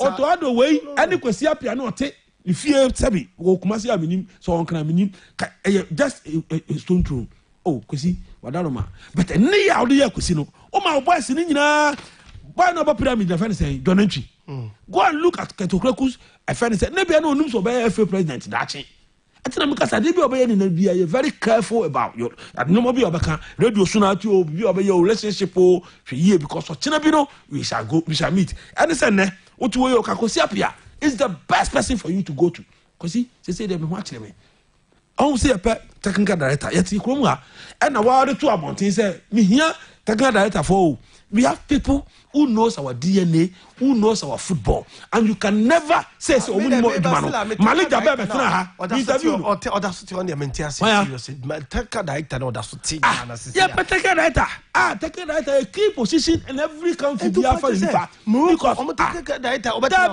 you sold your birthright to somebody no because all of them I am very clear area conform here and think about so many things. Clear area be conform here. So country like Nigeria, I first of all need them. I don't know more. You question to try the time of our teacher. Why? Because what he knows our DNA teacher. Why academy proving record at Obase. What for you is part of somebody's team or Modikutu, and then you still recruit and a calf or a shatter. It is how the baby say you have did Dramani mo who was a Malik Jabe toilet ya planning po you baby Omama Koko and 2 person tell me say you see your professor man I am refi omudi bisa man say it is a technical director okromu ana omu kusua de school na books a o ka say okonto to ya me to bi ya yesu kwabna yakoto books ya bri 8 million man krai wo kola 3 kwa say na beto books obi asu all the mention wo mo kro ko bi so ma say ma technical director no I am the base and fundamental base for football in your country and abia udi anymore enti won ni kwasa the Germany ba afa no be German football actually Ghana ni ono agro ni mo asesinating time wo di ba ku wache anopo ti bi class 3 years ba ku 40 do be di keke ono no bro ni Germany ono ti na sa de we odi ko mana ono odi ko odi sa training we ko Ghana ni a wo ba na tumi afa enti Malik Jabe mo ye wa Bashir Ford mo we have coaches so despite lose coaches and enti na be fa Bankofi and because Zimbabwe so ko be do ka Zimbabwe for Jimmy that time I can say na ayi that you Yakuta Mugabe ufi say onu nyansa say Ghana football akofa Bankofi say unbedi almost stretches ma omo they want to do football like Ghanaians are doing. Look at Bankofi. He's a Ghanaian. On the time, the generation. You know Ghanaians. And young players, Ghanaians are not. Ghanaians are not. You two called diaspora. Come on, aeroplanes you are to Ghanaians apart. Go to America and see Ghanaians who are working. I find very sensible key areas in United States. I'm telling you, this almost doctors. And now we are not teaching so just Sivo Kwai. Kwabna, only Dr. Ogana. And yes, Sivo Anko School or was Anko School or UP. But Sivo won the best doctor as a best doctor in Ghana. South Korea for friend say, "Oh, medical department, Kasiapa. What is that for Ghana? Oko, and you know go down quite a me. What do South Korea? Ghana for UK, a BMP, Appiah, for what? It's an MP of credit. Ghanaians are not full. We are say be almost for be power mountain you. But fear you muye. And no be na Nigeria showcase trend. Say woman dey. Oma be the likes of Philly George mo, Amurikenum, no matter mo go mountain siasianum, no mo guavonum because the identity can never be sold. No, it's hardly. Even European countries, so they check it. Jesus Christ. So, indigenous now. Fundamental base. Yeah, sure. Indigenous now. No more. And they train personnel. You can a technical director from outside. And we are bringing the. Come on, they train Ghana Southgate. Ghana Southgate, one day no better national team. On the boys in the migrate back. Under 17, no. no migrate woman under 20 no beto woman under 23 no beto woman then national team proper so Hurricane okutano we okutano and Kwesi have software to discover players eti ade we ba kono kamo yi regina kamo pateka na iterity no na no answer Kwesi kotana so Kwesi, will you be happy because he has eyes Kwesi anyesika Kwesi is a Ghanaian. No, so the other for this because the kind of relationship, you know. Ebi no amade ya anya tanko ya. Ebi no amade ya ni tanko. Obi a Germany makato da kwamna. Utu kwa ko Germany ya ka European countries ni na omo mutie omo nim. Omo ye racist pa omo pe black asema Germany. Omo hu direct. Kwamna utu kwa Germany na nam Germany kuma. Aso okuta passport. Miss Adelaide. Adelaide test of visa no. Aso passport okuta wo. Ye duduru ya na police show us vice bitter. I said, where is your passport? Only because the police state. And no way you in democracy. Ukuta passport and one a bit basement. And then if you also see yes, our basement, our former I said, Ghana form to Kakone, Yama 6 month visa, a wua, Kamen say who's a pair, who's a basement. But not to be Piabonte, Ubato Sugar, as a prisoner, Paya Bema Pio Bakutuka. And to come Germany party minute. I for Africa and I do more Dortmund. I will be beneath. He has seen something in you before somebody use you. On your more Japan, no. Mentiasi. I know for tanko ko e me ka tanko story. Omo betra ni ntida ya de. Dabi so betra ade bi e wo mu ni say interest sikedi e kwabra me ka to say uta free $5,000 per free. Udia. De bi ahia obada me a super dabi ye ko dabi ha because of dollar. Dollar e dekwa. Eti anu na ye omo de no ato mo ka tema so tanko ba ye ko Cameroon me boa for Africa se tanko ni di papa ohun bibi woni mu a command assistant odi ni kwa adimo Japan ka kra bi ko bo za ko ekwa wasan advice bi ni odi boa me eti ma dey mitimi nu yadima wonya adimo serious place in West Africa football pie can base of football na me dey Cameroon no brand ye ka brand of footballers Appiah show of Africa we Cameroon in Nigeria ko be di na me botia Rojamila mo mfede me boa kana bi me boa and Nigeria and no nyanu o da fa compare and omo aka say who said that be Ghana ni na ba assistant coach ka so Jamila mo majimi sabi o mu kro come pena na tra bench akutin fa ka fault are fools to say ya fa wo from Gafinke na wo ko yi obi ama ya ko yi Ghana ni tanku come pere Jamila no mboma kana bi kemo oyeto we mu no champion for Loretta Meyer Jerry Memo they allowed a certain tanku yanyas to work with them. You see, Ghana, Kwesi Appiah. He worked at a year, your friend is Marathon, they started in 2007. African witch doctor. He worked under Stefanovic. He learned. He was learning. Two coaches because on Kasa was ready. The man. But look at Tanko. Oh yeah, you are under a Kwesi Appiah. Oh, free why saying you see the politics. Tanko, who the Amokacha Tanko, Tie, Omuni, Tanko, Akoya Juma, a sensitive area. Yeah, come on to the network. Tanko by Anamusio, Yama Tanko, and 23, Mewa, and I'm the manifest. Kwabna Tanko, Ebo and 23 Wahano. Or Jada Begu and Maso Hamewa. Or Bia in his Hechima Tanko say, I won't walk for players and I go for we. Or Jada Aquan Kwabna Bissam said, you see, nearly penalties, yeah, and on the free. Nearly we beat them. I will chrome and the anti-man call for penalties. Kwabna Tanko Bayer and that Kwesi Appiah in 2019. I was in Egypt. Kwabna Mamaka secret Michel, Appiah Kwesi Appiah there. Against Guinea Bissau, Minion Momuko baby and Omutimia. Kwabna, no more dear my papa Netimisha. Because Ghana football now come from Bani. We struggle to play with Cameroon. We struggle to play with Benin in the same group. Guinea-Bissau. And through half time, Musa Tanko on Kasa. Now for anyone, you need senior, the papa, and Kwesi Appiah. And when we are going, why did Kwesi Appiah drop Maswell Konedu as assistant coach? Makayo.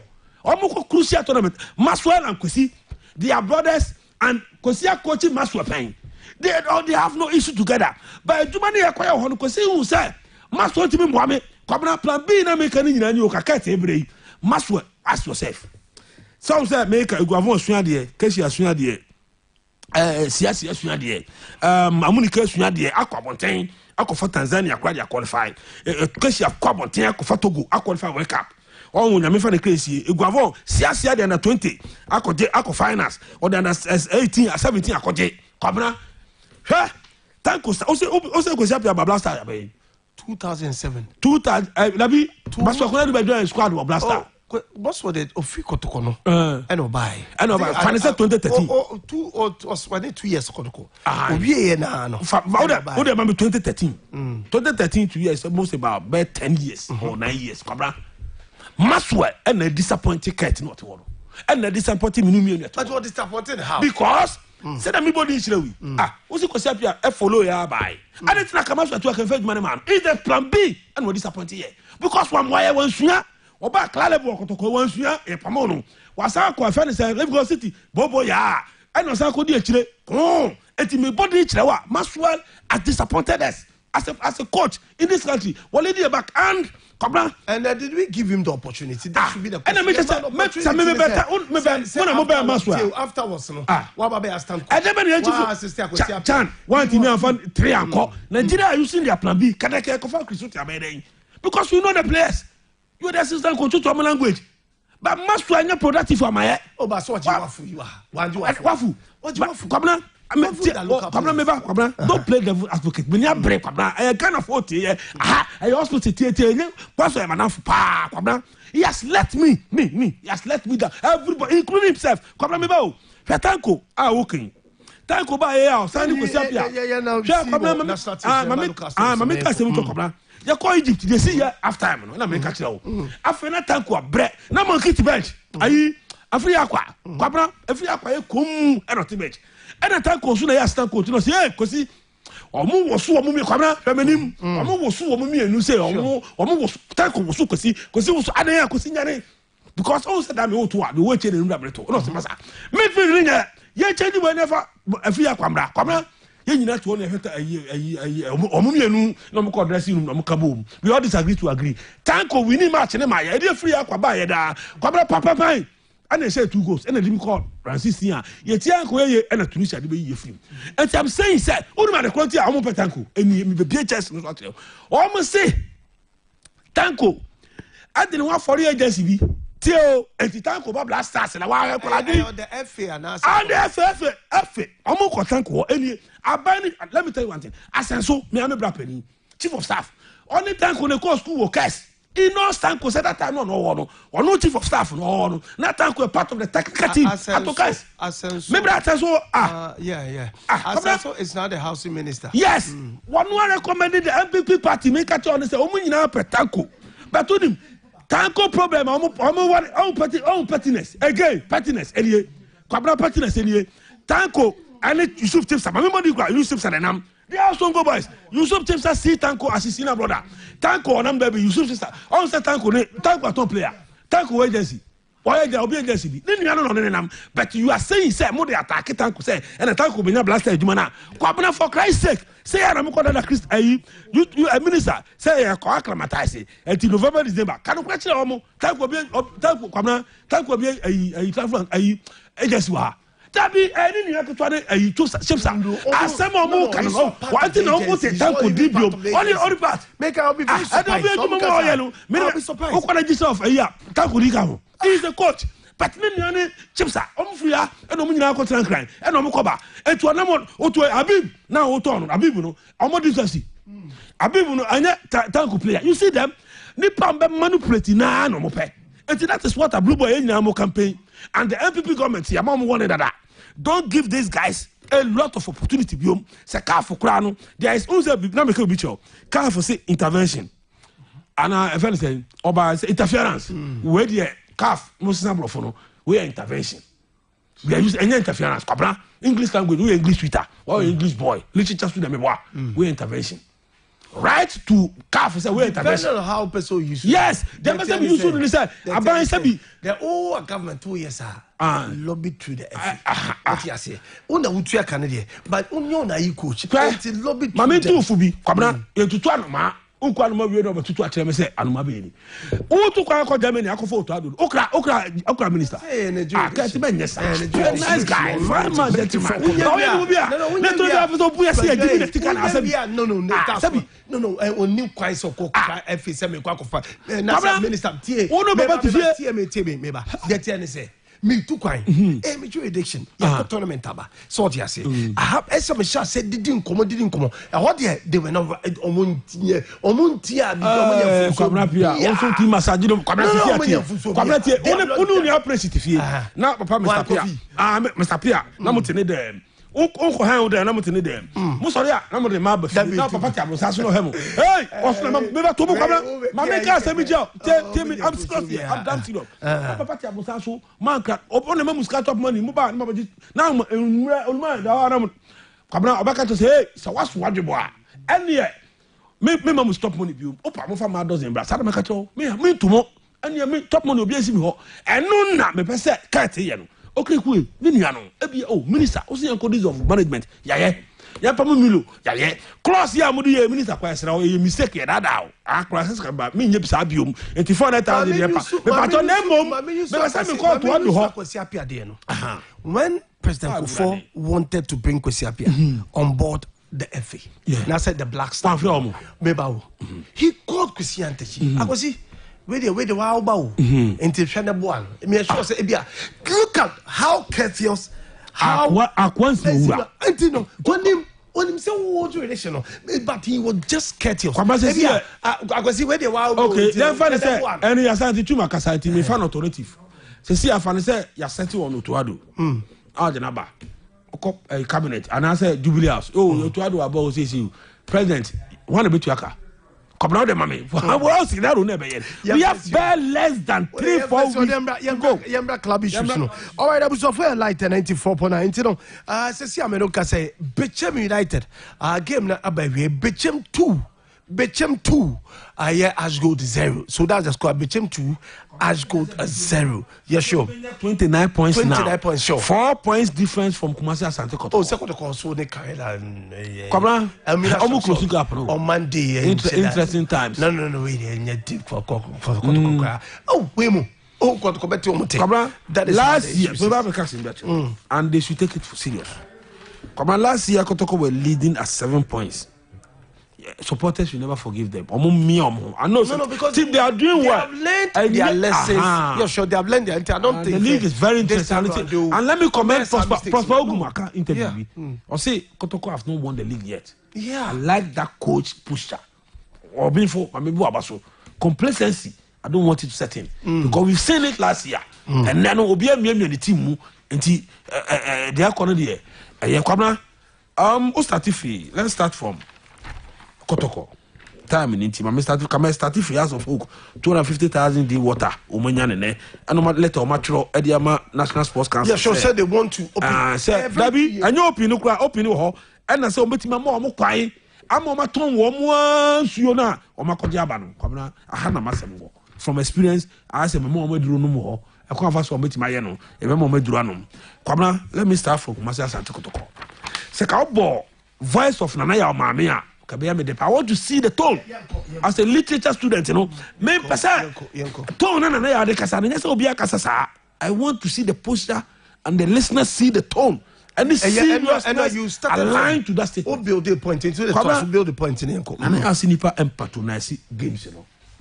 Now, in fact, now watching the tone, not watching things from afar. Stadium last year, there, my no opportunity and Nico to Kochi. Because now baby I know I'm playing home away from home. It's not me who impact supporters, you know, every take. Koko Bobo Abuasia, na me who. But Kwabra him. I mention David. Kwabra, when pathetic. Sure. Say make up we are saying. And let me commend this management for once again. Me na me complain about transparency. Sponsors last year, now we are in dilemma. Nobody knows how much money Kotoko. Sponsors in the bar, no, I know the jabo the opponent. Oh, the next sponsors for the next sponsors for yeah, Juma. Now, I'm the year as of folk Kotoko, no, the year can I say no? We want to know, near appreciate what figures are Odiaba. Come this year has changed totally. Or even to extent, sir, the management printed out their gate fees. Match day revenue. In fact, I doff my heart for that. And once somebody can light up Mufia. And we follow it about this. Yes, Shamina Bejino. Yes, Shamina Bejino said, "You can we added the issue first. How could somebody say, I'm not grab essence, minimum 5,000. na be me ampa ye kan wa anko photo abobo ma me ne papa mu nyina muti baby enso ene o ma jai bibia now a good listener a leader be as anete ton na me nuane de ka asem no na be se ka ebia na obi nte te ka me nuane mo bo a na to no kwabra mesra o radio no ebia ene no waka into obi anim ya bo nya kasa no kwabra is a point kwabra nya kasa no anya kasa no se wa kasa o the way anipa ne se kasa no emotionally le a chow so akwa soba it means bibi ano na mbese enye kasa no aka ne tra no that's why I need the voice don't na me na me dey reflect into me kasa na ma passionate apa supporters nature kwabra minu ana bre enye de yehu na bonten no eni yehu supporters and the team ni yomo dia but the management are not doing things right etina park yen koso no kwabra one asana voice no bebo a and we are here one you can't compare this life generation na me yen wadwuma no 90s na ntesa early 2000s na ntesa 2002 2008 kwa na ntesa kwabra you have a competition na heto no na heto no minu ano now so yeah now say sponsorship latter part of December ZPay you welcome ZPay now sponsorship it's not easy but it's even more difficult to sustain it because in play situation as sponsor but after 1 year or so after a few months na because your numbers now you convince you also some numbers reflect in their revenue it's sober for who say they say no bibia free bibia ma bi mu according to my source ayo no na finance no pre finance club na no ya kwamate so mako bank bi so mako pesika kwabna the supporters have to know this the management have to know this. They are the greatest here kwabna one na make a competition and so basically if you were team and then when this first na me body 1990 1995 no 2000 kwabna me see be few man ponten etie no may drive up Batafo traffic match day at 3 p.m. The same time, me options are me DSTV, me Canal Plus. Me say wo baby omu yi me ni bi kwa o me dem me say wo omu yi bi o show center. Star Times wo. Enti kwabra sa competition we no a very clear management no we. Aha, ene na ya to na ko form no. Because na be free from all sponsorship deal now calculate this kind of 6 million Ghana cedis. Get fees a year. Kabana Kotoko's wage bill is more than the MP for Community Parliament. They are getting salary. One player at Kotoko can pay 10 players at Bichem. So, ne do eso. And told him, enti nipa no competition. Enti me ko party. Then they work match day menu kwa ne dey. And then they work match day ameko. When ameko no. And Manchester United ni Arsenal be the same time. Come now, comfort of your own house. You will drink 1 bottle of beer with 20 cedis and then watch football match correct. Who we are? What we are no. That's 7 o'clock. This is what they should do.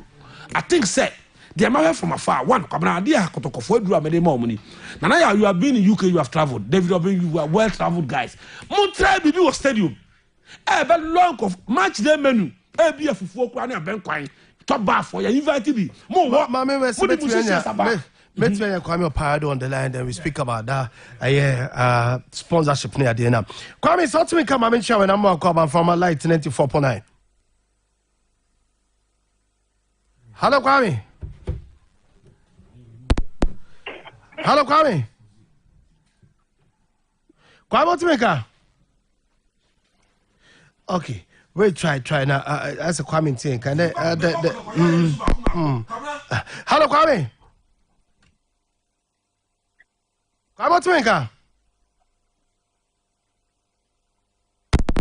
Hello, Kwame, what's me? Oh, okay. My mess with Kwame, good afternoon. Kwame, good afternoon. Kwame, what's me? We say you been Kwame Appiah on the line. Ya ko animu na ya dey na man ntino. Your best friend na ya be na ya ne Kwame akasa na then no boy na ya akasa. Enti suba to aso. Kwame beba no Kwame match day menu. Bia o offer artist bi. Say you know so na kwantimi for artist bebe 80 no na be gusu ba ko so. Yeah. Offer artist bi ba What promote is no bano. And if I know team appointing out here dra out baby kwabra the days in for form free. And you sure the engineer of was it you and you granted the never have okumasi yawo. Because of baby I enjoy baby free. And imagine like 2 hours that's why I say nana what trouble David Obemuna diaspora and there do much man who obey. It was ceremony football a party kwabra and you be one so what we match menu kwabra 2 and net chaba. My bet, super bet, kodo bet, kwame bet, kwabena bet, one ba. Enti boy sini na interest was ade no. Enti kwabena you have competitors. Enti make say again, kwabena communication na kotoko use anya mama David kan wasem. Maybe to you have somebody mazi, obia phone radio wom. And now catch a chief so on computers wa. Chief ba papa mouse ni na ohun. And you obia na nim sa ade ne kotoko supporters majority of them are in magazine ni sa baby obi adwuma nikalika. And go over to every radio station including communicate a center. So tell say kwame mame kwa amane so na me kwame parado ento aso kwame me sure say bibia bako oni anya me ando me ahoye yeah dey me ase kwame musa dey tell us any Hasvok from Esul Ali Muntari and Masas inside players be paying so area account. I said transfer market no how many players na coach buy and how many so far have you guys gotten for coach Samobodu? I'm gonna say when you say is that we brought in Suleiman Muntari, we brought in Dennis Kosa, and then we brought in some other people now falling under the under 17 stage now facing which man with certain players.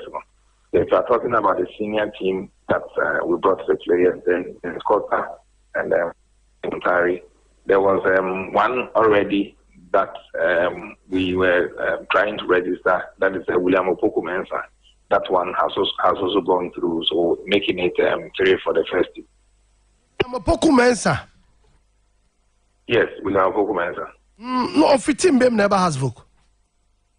Well, William Opoku Mensah, Okobobo Kaka, our approach, and he came back. We wanted to register him in the transfer window, and the first one ABA before the season, But then there were some documentation issues and the man completed.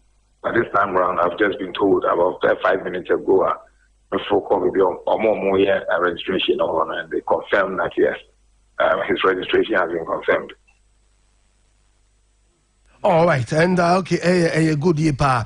But Matis, that is a president of, the board chairman of Hasvok. To go for them, so I will copy more Cameroon. Deben Okoyo. Was it there no Cameroon? Yes, I know maybe so. Well, so when Juba Bibri and I'm Juba now or one of Sabi and I have so folk and in a Juba Nibi and I didn't know what could you are. Okay. Now, you remember, young Quenim. Now, Matissa sponsorship, so now, and you may take ship, Matissa must sign a mineral water sponsor. Details and the same. Yes, Kangin mineral water, no, it is not just an ordinary water. Because old nominal a very medicinal. Okay, when you go onto the internet, you can see its medicinal value. It is very good for athletes, even though it's very good for everybody. But when the athletes take it, so the former sign a 3-year partnership agreement, commercial partnership agreement, that they will be our official water suppliers and our water sponsor for the next 3 years and the money involved is around 255,000 Ghana cedis. Kwame, lastly, Matissa Mucho letter the Coma, the National Sports Authorities through the FA. Namo Pese, come match against a Manchester Derby Ambo weekendi. Come be the original 25 can cover 50% mamo. What reasons? I tell some penny farm reasons be no mistake here. Ama amfa I am request na amfa mama. Well, my main has been quite clear. Last season, Yannick Matters and got over the ball. We started it all. Even in that, we were not giving the 25. We were not giving the above 25%. And that is when we have been operating. We feel that when you more numbers, it will help the development of football clubs as well. Because you get it on 200% in one. Because and a class in it, how much more just the 25%? So if there's an opportunity for something information national market, taking into consideration their medical advice, nothing continues in better number than 25. I think that it would have been good for the clubs because clubs need money to run, and money is going away from the clubs because of the 25%. It's very unfortunate that we have not had it, and we still have to play with the same 25% in the Olympics match. But for the Olympics match, it's the same 25%. I see. Sadly, I am so worrisome because looking at how clubs is so far and match day so 25%. SMP. But my Musa, they're trying to say money a mineral water company. Yeah, in fact, what's so situation? How are you guys going to help him? Because when said do maybe a sponsors on how to protect them. No, yeah, issues maybe. How are you making sure say? Move to me as a contract so kwana the kind of so sambiano but said to me and yani biem well no be na mo de beboano. Well, towards the year, what we're going to do is that we'll help the companies sell the water. Yeah. And we'll encourage our supporters to continue to patronize the Kangi water. All now will contribute positively to the club. Then you are also helping yourself medical wise because you know, like I said,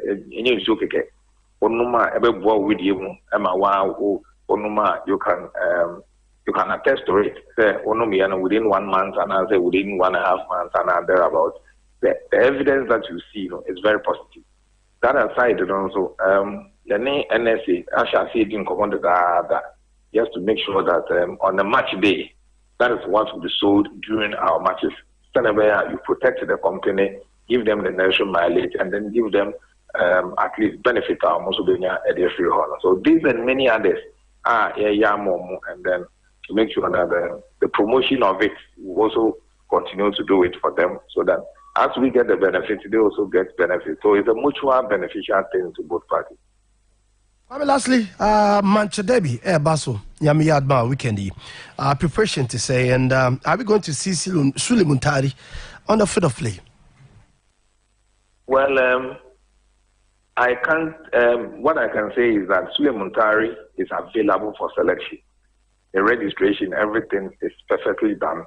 And you make a yearboard match, then 6 o'clock, and the coach is also using Sule is available. So he's available for selection. But as to say Obeshe game now say and I say you come on during some other time or something, that one is a coaching decision. But I know that he will be available on Sunday. That's one I can tell you that he will be available on Sunday. Kwame, many thanks for your time on the show. Thank you very much. Kwame Appiah customer has a folk and I'm not saying coordinating issues about to Yanti. Oh, Harry Enterprise. The sense of Harry Enterprise me can't say. Oh yeah, what we school sort as SHS now was EB. Now open Jumaya, now open so uchi tricycle. Un ma bobuya, a bobuya nichia. Oko Harry Enterprise on my boy pa. On the more Jumaya, and the course is Yan Nomunkasa Woman Hill. From 0266 503031. 0246 499114. 0246873428. Now only that customer to about Zien Naturalist Clinic. Dr. 3 days. Oh, corner. Dr. 3 days about the tennis and diabetes, how stroke, junior pediatrics, sexual weakness, migraine, hypertension, infertility, broken bone, ulcer, and eye problem. Nina no a Zien Naturalist Clinic. Dr. 3 days. Onward team Lumba Junction. Oh, friend was 0246 594117 0553 213 587. Now only that casa. odwani eche dental charcoal toothpaste kwaji apostle in fatru sin ye pa bebo we pa se wo se na so no yinka e dental charcoal toothpaste na Live Global wo do choose ya 2 decade bia wo se no problem bia won bia be sesi e de ama wo se no etimi atikama almost had a Live Good Care ba Alive Master and a Live Dental Class o frɛ omo na no makasa sesi a 0266 503031 Alive Products na o si twa cases e bebo we pa wo do nche give us scientific herbal center kwaji give us no be give us power capsules so male sexual performance no o bebo adwuma bruta so na give us cold capsules koko bia stubborn free ho na etia boa waist pain a menstrual problem ne phlegms echo give us herbal mixture malaria bia stubborn typhoid fever jaundice one ma 20 minutes dia give us no na bebo o from 0506 851 135 and 0543 222 470 na omotimi ahwe akomwa a Medilab Diagnostic Solutions DNA testing na omo ya the medical labs ECG ultrasound X-ray HIV 1-2 screening hypertension typhoid hepatitis B and C diabetes cancer and the account na ya Medilab call na Medilab ensure omo ayo foku mo STC adwa frɛ no 0244 964922 na 03220 21300 na omo so ahwe go fine moja drobe show kama ebe mo abo o ni pedua no be kama oba ho be fm because one go fine oba hye kama o perfect curves no in fact curves na memma no ho a no mo adwen ya bodam no wonya bia na otwetwe be bo mo boy fe be man so no ebe show kama south akwa no on say koshoko ya chi na wonya go fine bia adba na be bo unso moje ma efia go fine pompo type bo go fine kwaji bi no bia be bo ye pa ama moje na moje say we na ahye kama moje drop papa and go fine o call herbal shops and pharmaceutical shops obey be out from 0244 596532 go fine it makes you go fine. Quentio Herbal Center or the Quentio and Nunaba, Quentio Herbal Care Mixture, a boy pa, candidiasis white, sounds of gonorrhea, syphilis, when you Quentio Herbal Mixture now, stomach upset, well, you have flu, some face, and for not 20 minutes, the ulcer, menstrual disorder, typhoid, dinano. Quentio Herbal Co Mixture, no, powers via how makeup cocoa, if you want to see a call, why a male pembema, but just rheumatism. Bills and a headache in echo furniture quantum herbal center omo kumasi labor and about what do any chess call a year South Post Office unsa bonkum so pe baby a man a pastries no wow hona quantum or tea over quantum 0241 29 6622 na 0246 628508 na ono omakasema tv aboa yepa Unity Oil Company Limited sebra baje fango ni bi papa fango guy fango egu kema unya how o pistons no engines no nyina ebe bosso kama pa Unity Oil o petrol no ifa petrol no ko tobo Unity Oil odugu kan baby abasuma car ni bi abeko wo de ase han damango o ko walwali tatali baby akobia Unity Oil sounds so that diesel ne kama oil no so dugu kama ema o rings no bearings no ayetini and taxi drivers heavy duty cars no sounds so that to myself for the private car na baby I saw to petrol no diesel Unity Oil. What when check Kumasi branches no our air senior square Santa's roundabout Sintra Sakotela Bantima Boaso Bechem Quanta and Logani Road and a senior Dabine sounds so and Oko a Aqua Achmota Hachumo of Fanco Typhamu no Mujum a Dentamo barrier hopefully and Omotobio ho sounds so and Acobonaria sample gem Becemo ho Burkina Faso gem US of A Omoho Unity Oil Company Limited Fango Baba FE and ho Ghana Independent Broadcasters Association Giba as a register your SIM card. Register your SIM card. Or dial 0404 hash or follow voice prompt now also know what me DHG or register by the end of March and I say a year mid of this year. So register your SIM card now. Untimi register entimi nyusu or gambe deactivate usem nti free to free number 080 0110 register your SIM card to stay connected omo ene boame de eye jumadi Appiah online 94.9 also by in the next 5 minutes we mami na yenko eye has book and so no this is eye omo request am so dey betu yeah come community no we na make us free ba no come again my we match day menu ade bi ni power competition nti second one kwamna ade say here pay communication kwamna area no enya internet enya visual city na okay zpay na okay Mama Adwamel ni minu chief Mamunti ase o. ZP insurance company abe sponsor. E dey no wom enti saa no money nyina no. They have to get people to walk around. Come kotoko adwuma and na dey adwuma dey say the we say dey no. Ye ni to ye free bi mo. If the management is getting salary, why shouldn't you give guys on radio who go errands? First ne o hay e chichem bon say Joda Makofa, Akafa, Kennedy Wachafa, we are and then say management you pay ya. The pay ya. Why can't you use Richard now? No, yeah, and boy, no. Ebi akoredi we so ji we kakra. And no, obia tie the America cemetery no. Time you have to do that. Problem e duru am remember money. After match the revenue from experience, we a business student guy. Kotoko na da no. I also 10 million supporters me boy. They have to be self-sustainable by now.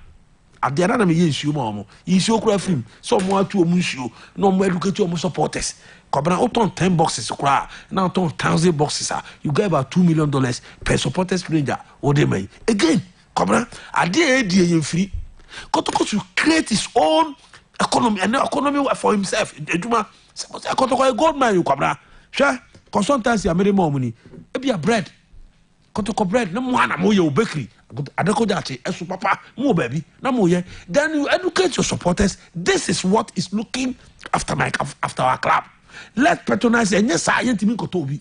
Ain't me way, you need your park so over them. Kotokoni begu, where they be Cobra would be a pan, no company with you. Cobra again. Besabo, South Side farms, Cobra Kotoko, assassin, Nana, and a test assassin, open source Israel, team media, Bessie and farms, and Coco. Kusuya, Kotokona supporters, Benya Juma employment. When you create employment, you are helping yourself with sustainable to sustain the club. If Kotoko board members have been successful in their own endeavors in their company, Papa, your unity, company mobile for America, Bagu, and their secret na wa ontimi and manage Kotoko, but the be a timi yet. Joseph, Oyana Juma, Omunina, what Almac, brother, Omuna will be, but. Akasobe put it on paper when coming to Kotoko. A difficult move, yeah. And I go there and I also perform to be near could be near a portrait, Christmas as well. Sabia Kotokoni, may talk may talk Kotoko Benyasi Kabu, a good mile, but I don't see it, and the radio says she be cool, and that's how no one organ, Hakobra again. VIP and as a transportation. Cobra Manchester United die with a demano. You do transportation, get loans from your own banks. That is in the bank. Banks managers are Kotokonabia. Give us about you're free, a car, Oko for you free. Give us about 50 buses, crab buses. This is a Kotokobas, Nebom, Kotokobas, VIP, the Kofor Koba. Now, Sikaba Club, the accountability and somebody who is experienced at his own job. No man employ any panel, be a doctor, be a master Sokuta. No man employ boy CB, MBA4, Massa. Kotokosikani, bro. Then, send the Dipanabesi Atono. It's on radio, it's on Bay Boss, where Kabla catch you. Oh, we are Manchester, Honetina. Before so be from M65, now Ronaldo, we bought the ball. Welcome to Manchester. 65 Kevin De Bruyne, the ball, or quite just one ball. Aha, who's a Kotokobu Chrome, who's a player view, as a ball be now with my bocophobia. Where do I know, my scandal amount of Tobia, man, not talk on a man, no coffee, the 500 go where no, sir. This is the time. I think I'm a pet tone and I are the Now I want to meet him personally. How's the end here? David, my father, no, for my make catch your one call, and why you suit time in every young fan call that young fan cosmo. Oh, wait, there was a fire light 94.9. Our office is here 0240471991 0240471991. Now, now, also watch your watching. Well, we can imagine the any yes, my Kenya. The opposite will come beyond be out with me. Afraid now also do Shaba on 0240471991. And I'm more butching so 0244830985. Hello, good evening. Good evening. First, okay, so free. Yeah, thank you. Hey, Yentiaway. So because of Parliament, particularly that, but we are. That's how we can say, Namedua, Sunday, the Kono, Appiah the guy is very and a year. It is a coach in share, no sooner than Pali or no Rafi. What is it? Book the results are 1 year. Your share, no, I am Rafi. Oh, but why I'm not there? No one makes me a crowd, far, I'm not them because it's not very. The points out 9 years. who said the diplomatic. The Chima could go to school. If you governor, we say a white day on it. If you the pump to another you are out of the sea. Also, pay now go now. And I'm not dua. You'll be there. Hello, good evening. Hello, good evening. First, talk as a free. I'm from Kablanchi. You can see Appiah. Come right into your way. Your bomber, Jumaso. Super already Shanapa. That's what you know. The government in yes, from Ghana football on the BGG and BBN from moving near my. Now, yes, I just of the maga of government in India because on India money there or no Fanica, no on Penukuch. Yeah, but I'm picking a school on the line now. Yeah, in 0240471991. 0240471991. Hello, good evening. Hello. Good evening. Hello. First, how can I free? Hello. What do you mean, can I say? Hello.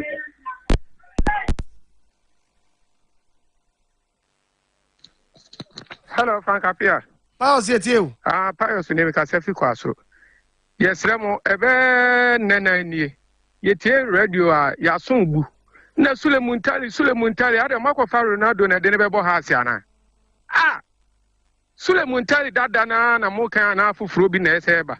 Yenim no ntimu nsusu nka wai ni anwene ye ho. Na Sule asamu agyankura ba he ntimi anya hwe na Sule. Sule okotokwa obank obetena bench nya de obenya bi abo. Omususu so no so. Medamase. Pius, Martin, that's baby. Hello, good evening. Good evening. Your family is in Barton. Yes, yes, Steven. Yeah, my idea, Pana. I found a car and a Saracana. Should I go you so? I can see quite a lot. We can't about because the Korea way, well, you and I'm sorry to the same chance also. Oh, you go to go country, you have some more young. Over City, where you are, I don't know 3 years. It's no and you look up here, so no, you follow place on Banner, woman to sing up for no you. Bye bye. That's maybe I'm picking a scholar. Oh, hello, good evening. The chapter of Appiah record. Big Bernard Amani and the Duhiano. Air condition special GTR phone as well pay. Alongside Cocoa Brew, Upe Cocoa Abra. Frank, now, just Sule Muntari and Sakano, Eyabinuyana. Kotoko Kachan Sakotoko Muko. Na Brantia na see the way I was drop us of Pokuno into a better house, Jesse. It's more Cassa, ye prayer bay. Prayer be or to be boss or to be more passer, to be caught up Mudia. That's the Sule Muntari. And yet, has a folk supporters there. You need to whole passer and Sakano. Sapata the crack of Mokopa. Yeah, so for Suda. I don't know about Sudasan. Asa, Sule, all the way. But I say big bad on what they are doing here. Hello, good evening. Good evening, Frank. Fabulous Baba Alaji.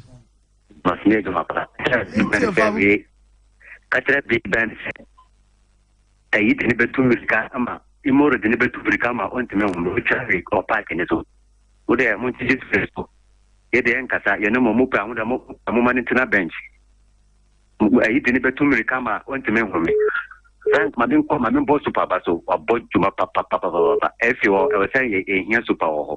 Because we share analysis super, you know, Frank and easy because black and Maya Tiate, if you ban national team on a crana, you want your never do how in the super or say, you know, you are as your honor. Now, turn back for one to me, yeah, Finana. Now, Moko be my air, say it too. Or more Matomunai than or Monday. Yet, still, say, ye can yesterday as fancy there, yeah, to turn back for more. As so Moko direct. Hello, good evening.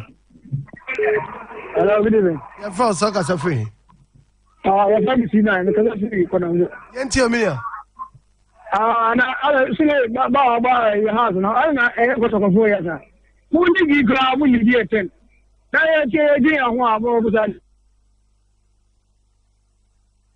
the line not drop PMPK. Hello, good evening. Hello, Frank. Your first soccer are free. Frank, we have that element. How do you? Yentio, bah. That's very. Yes, Rebel for now. I'm going to go fire. I hear a moment. Yes, it's really a human obey papa. And now, Frank, they're talking to me. Very super again. Master Frank, the beer anymore waiting the boy last day. The beer in my swim. Master Fiso back or Tokobay, camouflage your hair 1 year, the beer or Faha na Diegu or Faha na Diegu. This you know, on better blast and a Master Cordon, I won't pack him in nursing. Don't move your money. And yes, it's Papa Nabano. So our pleasure. Yeah, no, be advert, Debbie, on your advert. Hello, good evening. Hello, good evening, Frank. First, so the summer boy, I'm a Caterpillar hand you. Yentia Minia. The upper summer can't say, a price, I Kilimutari, and they are so which is your. But they never delay, you know. But I say, dear said, I be hello, good evening. First, so Casafi. Good evening. I'm doing exactly. Taka mekanise kotoko folo omu yemu sisi omu this is what you about kotoko neto so omu kati person bebe omu asu so na be kotoko person sile na be go su na mai enti so omu po ewo omu so omu nya mema semu ya mema alentina yenu mu be sia kan na mu start calculatem mu pa mu fa ni pass aja kan say no sule no blaster no sule no house enti house no sule be ba my yeah hello good evening first my radio no come from the same you office why hello which in free why hello good evening my radio no come from the same you your friend say amo fire Colombia me too catch it Frank show so far I'm na they go on and